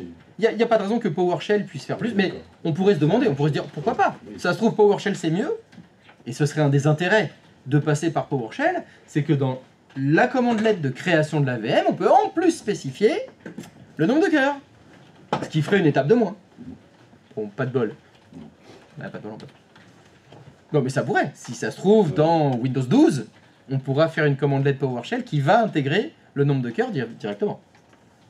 Mais là, si on veut faire la même chose des deux côtés, bah, on voit que dans l'assistant, non, j'ai que le choix du disque dur, et puis après, c'est tout, quoi. J'ai rien de plus.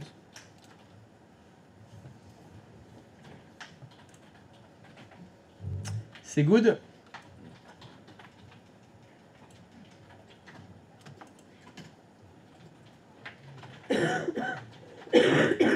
Donc pour ceux qui l'ont réussi à le faire, vous n'avez pas mis d'autres paramètres? Je parle quand vous créez la VM, hein, à l'étape de création de la VM. Moi j'avais un autre paramètre, mais je crois que ça ramène à la même chose. Hein. C'était add VMware disk. Add VMware disk? Hard disk. Add-VH hard disk. Alors, non, attends. Là, je parle d'un des paramètres quand on crée la VM, c'est-à-dire avec new-vm. Okay. Dans new-vm, tu as ajouté add-vm. T'as fait ça? Non, non, non. Ah oui, non, non, effectivement. Add, c'est un jaune aussi, il est jaune aussi. Ça, c'est une commande LED PowerShell. Donc, on peut pas mettre une commande LED dans une commande LED. Ok. Tu peux pas mettre une commande dans une commande. Donc là, pour l'instant, moi, je vous pose des questions concernant les paramètres de la commande. C'est-à-dire un tiret quelque chose. Voilà, donc quand vous créez votre VM, vous avez dû mettre donc -name, -memory start byte, -generation, -path, -switch name, -vhd path. Et j'ai rien oublié. Si tu mets pas le chemin de destination, enfin, VHD est obligé parce que c'est pour les... sinon tu vas te retrouver avec une VM sans ISO. Oui, enfin sans ISO, non, sans VHD. Mais sans le VHD. Oui. Et si tu mets pas le chemin d'accès, il va le mettre où? Le chemin, qu'est-ce que tu appelles? Je mets pas le chemin d'accès. Le pass. Le path, il va mettre dans l'emplacement par défaut, c'est-à-dire celui qui est configuré dans Hyper-V. Ah. L'emplacement par défaut, c'est celui-là. C'est quand tu coches pas cette case. Ouais. Et donc, ça veut dire qu'il met tout à la racine de Hyper-V. Ce sera pas dans un dossier à part. Ce sera tout mélangé. Il crée pas un dossier? Non, il va pas créer de dossier. Ouais, on va se retrouver avec le disque, enfin tout directement. À la racine d'Hyper-V. Alors, si tu fais une VM, on s'en fout. Mais quand tu vas commencer à en faire 5, tout est mélangé. Pas ouf. Pas ouf, je te le déconseille. Voilà, tous les paramètres qui ne sont pas remplis dans ta ligne de commande, il utilise le paramètre par défaut. Alors, lequel est-ce? Bah, je sais pas, est-ce que ça te convient? Donc, il n'y a plus qu'à faire entrer. Pour exécuter la commande. Alors, vu que j'ai... oui, moi j'ai pas mis mon fichier, donc je vais avoir de l'erreur. Tout va bien.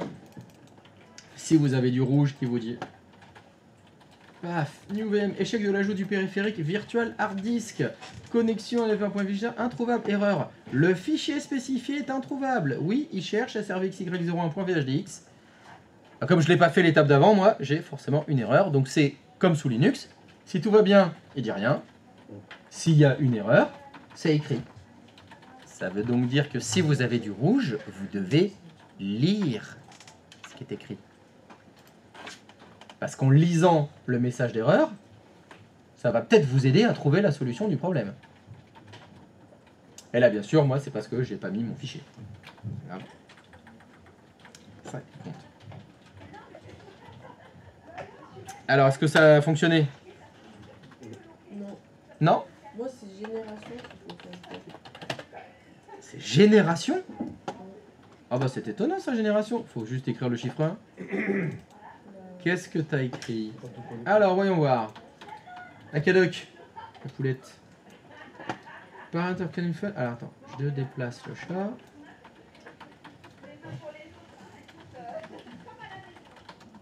Là, c'est normal. Là, c'est pas du tout la bonne commande. T'as tapé 7-VM. C'est new-VM qu'il faut taper. Ok. Début de ligne. Pas début de ligne alors. Bah si, début. Bah, en fait, si tu utilises la touche début de ligne, ça t'amène tout de suite. C'est quoi la touche? Bah, c'est celle qu'on a vue dans Word. Tu sais, au début, quand je vous expliquais toutes les touches. Ouais. Est-ce que tu vois une touche où il y a écrit fin sur ton clavier? Ah oui, c'était ça. Bah, appuie sur la touche fin. T'es à la fin de la ligne et juste au-dessus, il y a début de ligne. T'es en une touche au début de la ligne. Effectivement. Et ça, c'est plus pratique. Ouais. Christophe, Oui. Moi, avant de configurer, j'ai juste créé la VM avec le nom. Oui. Et là, si je refais une nouvelle, je vais créer une autre. Non. Oui. Oui, Là, oui. tu vas avoir un problème. Bah oui. Parce qu'elle existe déjà. Ouais. Alors, mais parce que ta commande, elle a marché à moitié? Non, c'est parce que lors des recherches copilote, j'avais fait juste déjà new VM avec le nom. D'accord. Et ensuite, cette VM, je l'avais fait aussi, mais c'était pour configurer la VM créée. Oui, bah, ça fonctionne aussi, ça, mais tu peux pas, Bah, justement, tu peux là, pas tout c'était- changer là après. J'avais le problème de génération aussi. Ah bah oui, mais c'est normal. C'est parce que tiret génération, c'est un paramètre qui n'existe que pour la commande new-VM. Ok, On d'accord. peut pas changer la génération d'une VM après. Ok. Il n'y a qu'au moment de la création. Faut supprimer, je fais une commande pour supprimer la première que j'ai créée. Non, fais-le à la main pour l'instant. Ouais. T'embête pas. D'abord, il faut que les commandes de création fonctionnent. Donc si tu as déjà ta VM, supprime-la dans l'interface graphique normale. Ok. Tu lances le gestionnaire Hyper-V, voilà, supprime-la. Ah, en plus, elle s'appelle .vhdx la VM. Oui. Voilà, pareil, va supprimer. Alors fais attention ouais, non, si le dossier, c'est bon. Voilà. Donc, Non, regarde, ton name, il est pas bon. ouais, Change le name. Hein. Le tiret name, c'est juste srvxy01. effectivement. Pas .vhdx. Voilà. Mémoire ça 2048. Ah, j'ai même pas eu le temps de voir le reste. Non, alors c'est pas memory minimum bytes, c'est memory startup bytes.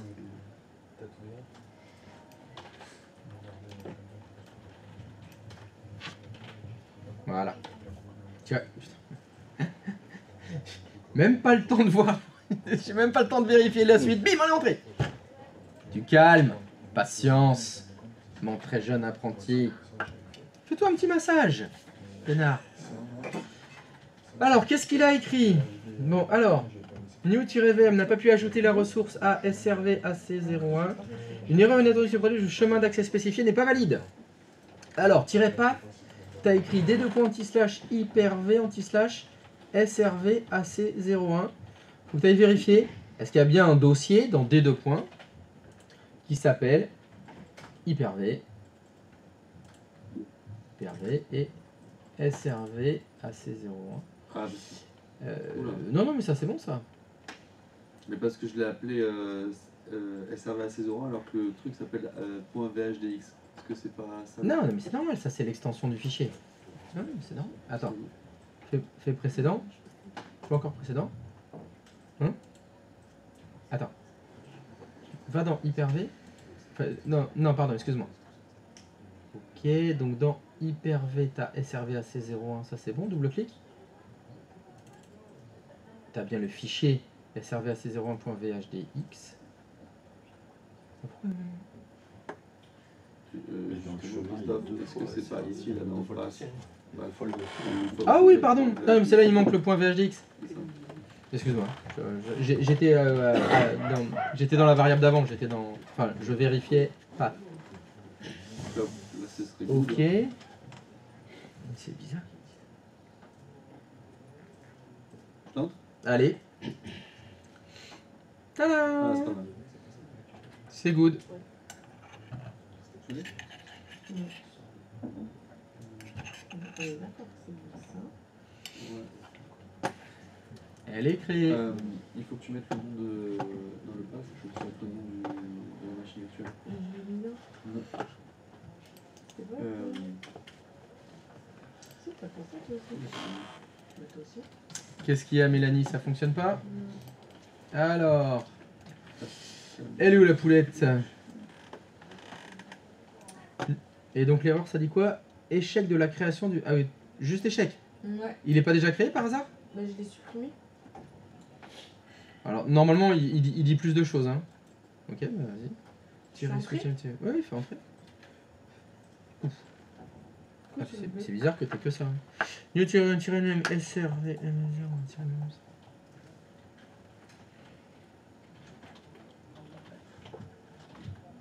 Et donc t'as bien le dossier SRV MS01, il existe bien sur ces deux points. SRV MS01 et ah bah c'est ton fichier, regarde. C'est pas un point VHDX. Fais voir la commande où t'as fait ton copier-coller. Hop. Oula. Ok. Oui, il y a beaucoup de rouge. C'est parce que j'ai vu Là c'était les get-vm et tout. Qu'est-ce que c'est que tous ces trucs là, C'est parce que je suis rentrée, j'ai fait un 4 là, je suis rentrée dans mon fichier. T'as fait un quoi? Un 4. Un 4? Je crois que c'est que sur Linux. Qu'est-ce que c'est ça? Non, bah non, tu peux le faire là aussi. Tu peux faire un? Je suis rentrée dans mon fichier. Mais dans quel fichier t'es rentré? Bah dans ma mail. Dans le fichier. Mais du coup, j'ai plus avant là. C'est pas grave. Redescends tout en bas. Qu'est-ce que c'est ça? Tu fais flèche du haut. Ça permet de retaper les commandes que tu as déjà tapées plusieurs fois. Donc va jusqu'aux copies. Continue. 4. Voilà. Et voilà. C'est ça ton problème. Dans ta destination, t'as pas remis le nom du fichier. Et si tu fais flèche du... Ah non. Je crois que tu as fait un rename derrière. Oui, Fais flèche du bas. je peux pas. Flèche du haut alors. On refait tous les flèches du haut. Faut retourner jusqu'au rename, parce que je crois que c'est là où tu t'es trompé. C'est là l'erreur. T'as Là, j'aurais dû renommé mettre point. modèle. Eh oui, t'as pas remis .vhdx. Ok. Donc il a pas remis le .vhdx. Du coup, c'est là, pour faut ça. que je refasse copier. Non, Là, tu modifies. tu rajoutes le .vhdx. Fais-le dans l'interface graphique, ça ira plus vite. Là, va dans l'explorateur de fichiers qui est derrière, voilà. Tu le renommes. Tu rajoutes .vhdx.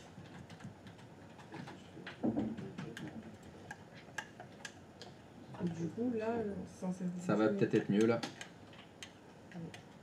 Oui, C'est mieux. c'est mieux. Alors comme ça, on fait du 4. Ouais, on fait du 4. Mais On fait du 4 dans les fichiers des VM. Oh là là, on est en train de mélanger du Linux avec du Windows. Mais du coup, là, ça m'a créé un nouveau fichier dans... Ok. Ok, du coup, j'ai deux fois SRV. T'as jamais fait attention. Et quand vous le faites avec l'interface graphique, ça fait ça aussi. Ça fait moi, exactement la même chose. Je crée mon dossier Ouais. SRVMS01. Et dans ce fichier-là, il y a Virtual Machine. Alors, ce sont des dossiers, Pardon. c'est pas des fichiers. Oui, Ça des fait dossiers. 3 mois, ça fait 4 mois. Oui, Il va falloir... Ah, mais, oui, je sais. c'est vous qui allez passer devant le jury, c'est pas moi. Hein. C'est vous qui allez passer des entretiens, hein, c'est pas moi. Hein. Je dis ça pour vous. Hein. Mais donc, du coup, ça crée mon dossier Oui. SRVMS machin. Oui. Et enfin, je crée, c'est moi qui le crée. Et après, dans ce Oui. dossier-là, Il refait un dossier SRVMS01. Oui, quand tu le fais. non, ça fait pas ça. Bon bah d'accord, ça le fait pas. Ben moi, ça fait virtual. Ça me met le dossier Virtual Machine et mon fichier VHDX. Je sais pas quoi te dire. C'est impossible. Non, j'ai pas dit ça, j'ai dit je sais pas quoi te dire. Quel chemin t'as rentré en fait? Je sais pas, ça doit être dans un des chemins, t'as mis un sous-dossier en plus, certainement. Ouais, peut-être. Je sais Dans pas. le, faudrait revoir dans ton... Tu peux me remonter la boîte de dialogue, la ligne de commande de création de ta VM? Tac, tac.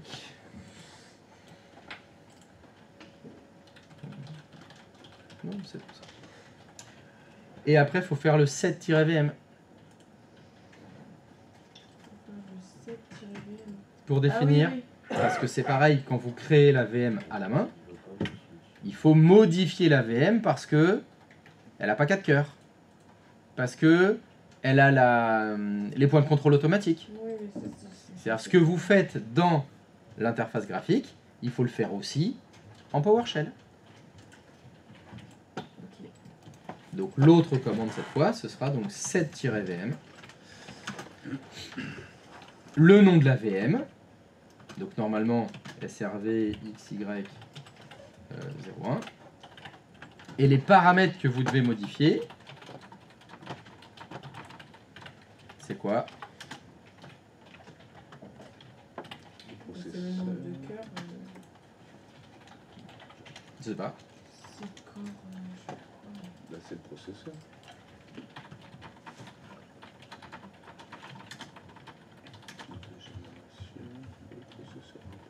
Processeur quand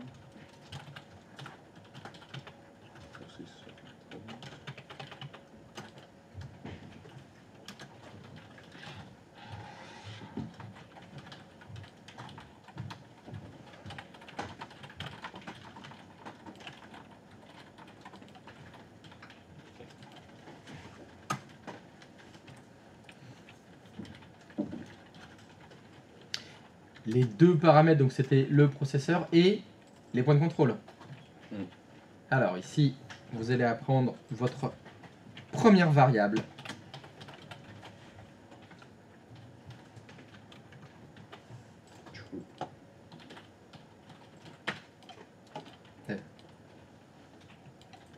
Pourquoi j'écris ça? Voilà, donc vous aurez votre commande. Deux paramètres, le nom, facile. Le nombre de cœurs, facile. Et ça, c'est nouveau. En fait, vous voulez désactiver quelque chose ou activer un paramètre. Donc là, c'est tiret automatic checkpoint enabled. Donc c'est le paramètre qui enable, active donc les points de contrôle automatiques. Et donc on le verra en PowerShell, il y a des variables. Donc ici, ça s'appelle une variable booléenne, parce que c'est soit vrai ou faux. Donc c'est $true ou $false. Donc là, ça veut dire que le paramètre automatic checkpoint enabled, je le mets à faux. Donc je désactive le enable des points de contrôle automatiques, ça désactive les points de contrôle automatiques.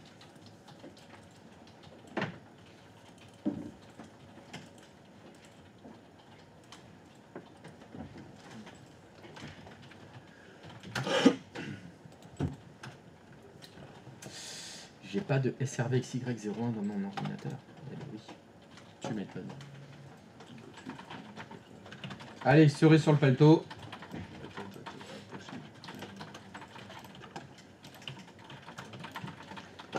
Celle-là, c'est juste pour le fun. Start-VM, le nom de la VM, et ça vous démarre votre VM. Et là, bah, vous avez refait toutes les étapes qu'on a fait quand on le fait dans l'interface graphique. Et vous le faites en ligne de commande. Donc déjà, il faut que toutes les commandes qu'on ait fait là soient fonctionnelles, sans message d'erreur, et qu'on aboutisse au même résultat que le résultat qu'on avait quand on fait avec l'interface graphique. Et donc on va pouvoir les faire à la pause. Bah oui, c'est parce que là on rigole, mais il est quasiment 11h. Ah oui. Il va falloir y aller, allez, go.